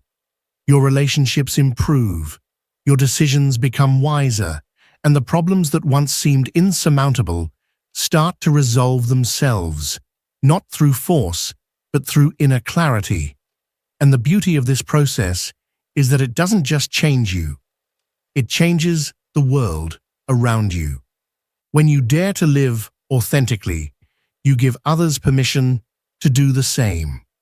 Your transformation becomes a catalyst, a ripple that spreads through your environment, subtly shifting the energy of those you interact with. Jung believed that real change in society begins with the individual. The courage to be whole, to integrate both light and shadow, can inspire communities and cultures to evolve, starting with you. To Jung, the ultimate goal of life was not superficial happiness, not the fleeting moments of pleasure that so many chase, but meaning. And that meaning is only found when you give yourself permission to be who you truly are, light and dark, strength and vulnerability, joy and sorrow. It's not about achieving perfection. It's about embracing the totality of your being. Because in the end, life is not about avoiding pain or conflict, but about learning, growing, and transforming through them. Jung understood better than most how difficult this process can be. He often described it as a confrontation with the self, a courageous and often painful encounter that demands honesty, introspection, and above all, patience. The self, according to Jung, is the central point of our entire being. It includes both our conscious identity and the vast realm of the unconscious. It is who we truly are, beyond the roles we play, beyond the masks we wear to fit in. But we cannot access the self directly. We must journey toward it through what Jung called the process of individuation. This process is the path to becoming whole. It involves peeling away the layers of cultural expectations, social conditioning, and limiting beliefs that we've accumulated over time. It's a return to the authentic essence that lies beneath all of that, a rediscovery of what makes you uniquely you. One of the greatest obstacles on this path is the ego. The ego is not inherently bad. In fact, it's a necessary part of our structure, but it often acts as a gatekeeper, afraid of change, afraid of losing control. It's the voice that says, "Don't go there. It's too dangerous," or "Don't look inside. You won't like what you find." Jung taught that we cannot destroy the ego, but we can transform it. We can stop treating it as a prison guard and start working with it, integrating it into a more expansive and balanced sense of self. Individuation isn't just an inward process, it's deeply connected to the outer world as well. Jung believed in the profound interconnection between the psyche and the world around us.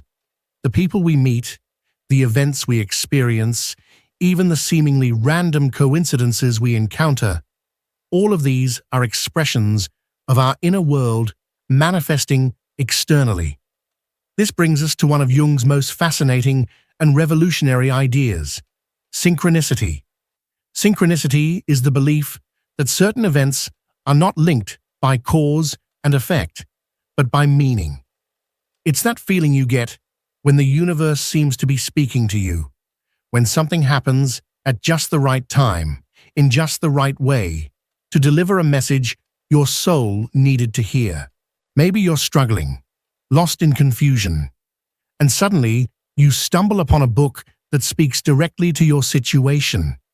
Or you strike up a random conversation with a stranger and their words completely shift your perspective. Jung saw these moments as confirmations that you're aligned with your path, that your unconscious and the universe are in dialogue, guiding you toward evolution. But to notice these signs, you must be open. You must be quiet enough inside to hear the whisper of intuition. That subtle, persistent inner knowing is one of the most powerful tools we have. It doesn't come from logic or analysis. It arises from deep within, from the unconscious. And yet, in modern society, we're taught to ignore this voice. We're trained to rely solely on data, on facts, on rational explanations. Intuition gets dismissed as unscientific, unreliable. But Jung reminds us that intuition is not irrational, it is super-rational.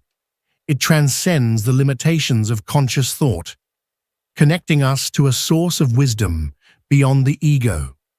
To strengthen your intuition, you must practice listening.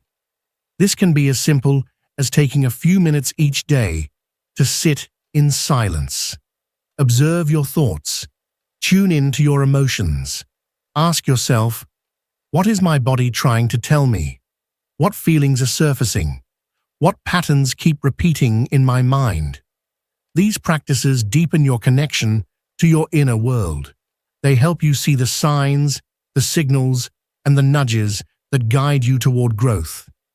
And perhaps most importantly, they help you embrace one of the greatest truths Jung ever taught, that change is inevitable. He said, "The only constant in life is change. Resisting this flow only creates suffering.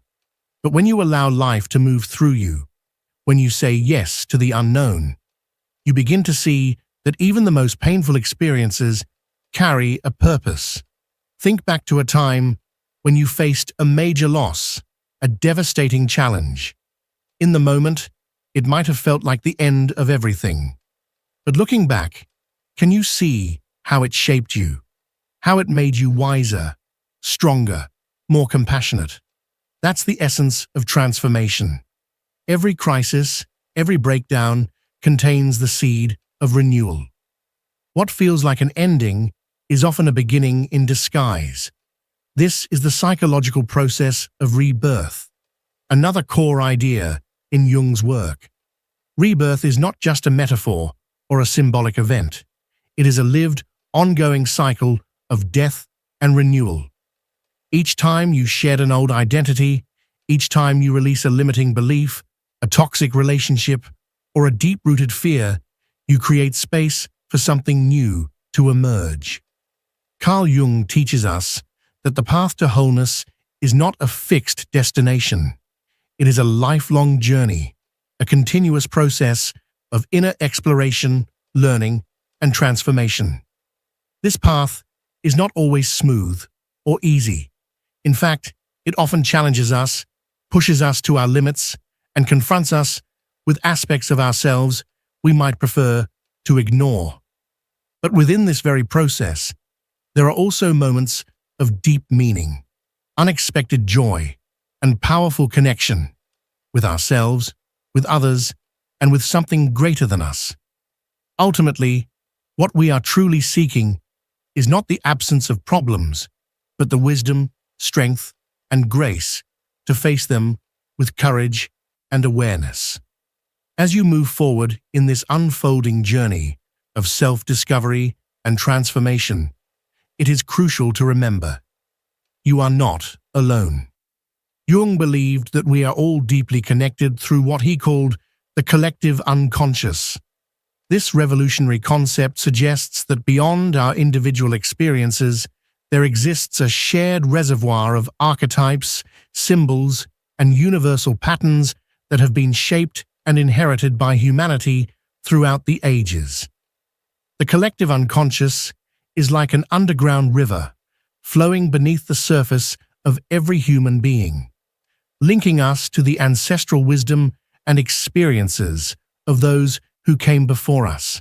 Within this collective unconscious live the archetypes, those fundamental images and ideas that appear across cultures, myths, religions, dreams, and stories. Jung identified many of them: the hero, the sage, the lover, the shadow, each representing essential aspects of the human experience. These archetypes are not confined to fairy tales or ancient myths. They are alive within us. When we confront challenges or major life transitions, these archetypes may emerge to guide us, support us, or challenge us. For instance, when you decide to face a deep fear, you are invoking the hero within, a force that compels you to rise above your limitations, confront the unknown, and uncover a braver, more resilient version of yourself. Yet archetypes can also be sources of inner conflict if we do not recognize or integrate them.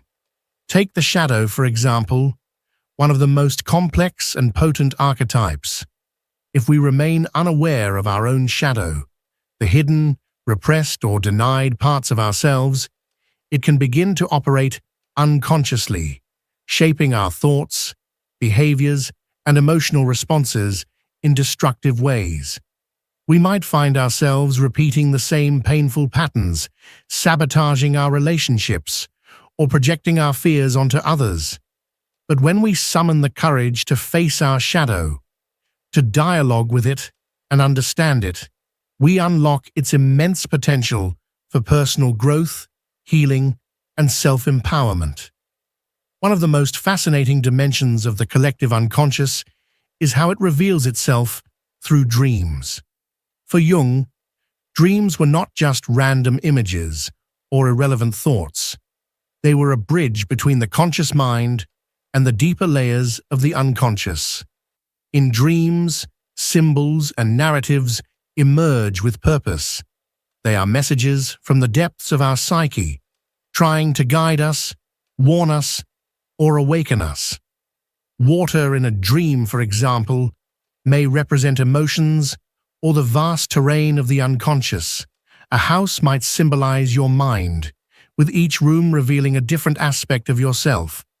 These symbols, while deeply personal, also have roots in universal imagery embedded in the collective unconscious. Learning to interpret your dreams, Jung believed, is like learning a new language, one that connects you to the most ancient and wise parts of your being. But the work does not end with interpretation. Jung encouraged us to act on the messages found in our dreams. If a recurring dream points you toward a path you've never dared to consider, perhaps it's time to explore it. If a dream reveals a hidden fear or insecurity, then that is an invitation to confront it, to bring it into the light, and to transform it. Each time you take these steps, small as they may seem, you strengthen your relationship with your inner world and gain a deeper understanding of who you are. Over time, this connection to the unconscious becomes a powerful force in your life. It helps you live more intentionally, align with your true nature, and experience a greater sense of inner peace and authenticity. And yet, this journey of integration is not something you have to undertake in isolation. Jung deeply believed in the transformative power of human relationships. Every person you encounter, whether friend, partner, mentor, or even adversary, can serve as a mirror, reflecting parts of yourself you might not yet recognize. When someone inspires you, it may be because they embody an archetype you are yearning to awaken within yourself. On the other hand, when someone triggers anger, resentment, or frustration, they may be reflecting aspects of your shadow that need to be acknowledged and embraced. This way of looking at others doesn't mean we excuse harmful behavior or avoid holding boundaries. Rather, it invites us to use every interaction as an opportunity for greater self-awareness and growth. Imagine for a moment how your perspective on life would shift if you saw every relationship as a vital piece of your inner puzzle. Instead of resisting difficulties, you might embrace them with curiosity. Instead of running from conflict, you might lean into it, asking, "What can I learn from this? What is this experience trying to teach me?" As you commit to this inner work, you will begin to notice outward changes. Some relationships may naturally fall away as they no longer align with your evolving self, while new, more authentic connections begin to appear. Your priorities will shift. You may stop chasing goals that once seemed important, but no longer fulfill you, and begin to focus on what truly brings you joy, meaning, and a sense of purpose. This kind of transformation does not happen overnight. It is not the result of one great insight, but of many small, brave choices made again and again. And yet, each of those choices carries immense power. The legacy of Carl Jung is not just a set of psychological theories, it is a profound invitation to live more consciously, more truthfully, and more fully. He challenges us to turn inward, to explore our darkness, to trust our inner guidance, and to walk this path of transformation with humility and resolve. Remember, the journey toward wholeness is not a final destination, but a road you travel each and every day. And on that road, every problem you face, every shadow you integrate, every step you take toward your most authentic self is a profound victory. This journey is not about becoming perfect. It is about becoming real. It is about living in harmony with who you truly are. As you continue walking this sacred path, never forget, even the smallest step taken in self-awareness is a radical act of courage. Embracing your shadow, listening to your dreams, and aligning with the collective unconscious are not only acts of personal transformation, they ripple outward and impact the world around you. Because when you dare to live with authenticity, you light a path that others can follow. Your growth is not just for you. It is a light for others, a quiet force of healing that touches lives in ways you may never fully see. Carl Jung taught us something profoundly transformative. The true purpose of life is not to avoid problems, but to learn from them. It's not about chasing perfection, but about discovering a deep sense of fulfillment through authenticity. And that journey begins with you, with every choice you make to look inward, to face your fears, and to embrace who you truly are beneath the surface. This process, though often uncomfortable and challenging, is the very path to liberation. It demands courage, honesty, and patience. But I promise you, it's worth every step. Because when you begin to reconnect with your essence, the truest version of yourself, everything in your life begins to align. Your relationships evolve, your decisions carry more clarity, and above all, you begin to cultivate an inner peace that no external circumstance can shake. So now, I invite you to reflect deeply for a moment. What part of your shadow are you willing to face today? What message has your intuition been whispering that you've chosen to ignore? And perhaps the most important question of all, what small, tangible step can you take right now that would move you closer to your truth? You don't need to have all the answers figured out. You don't need to see the entire path ahead. You just need to be willing to take the first step, to show up for yourself, to say yes to the journey of self-discovery and transformation. If this message resonates with you, then you are not alone. You are part of a larger movement, a community of people who are choosing to grow, to evolve, and to transform their lives from the inside out. Share this message with someone who might need to hear it. Because sometimes, just one sentence, one idea, one moment of connection can be the catalyst that completely changes someone's life. And if you feel called to, leave a comment below. Tell me what part of this message spoke to your heart, or what step you're willing to take today to begin your own process of healing and awakening. Your words won't just support your journey, they will inspire others who read them. You never know who might need to see your truth to awaken their own. If you haven't subscribed to the channel yet, I warmly invite you to do so now. And don't forget to turn on the notification bell so you don't miss any of the upcoming content.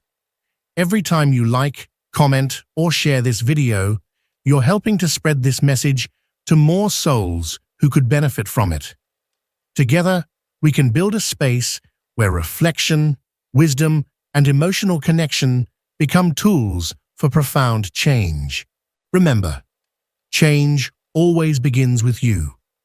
Every decision you make to grow, to face your fears, to live in alignment with your true self, that's not just personal evolution.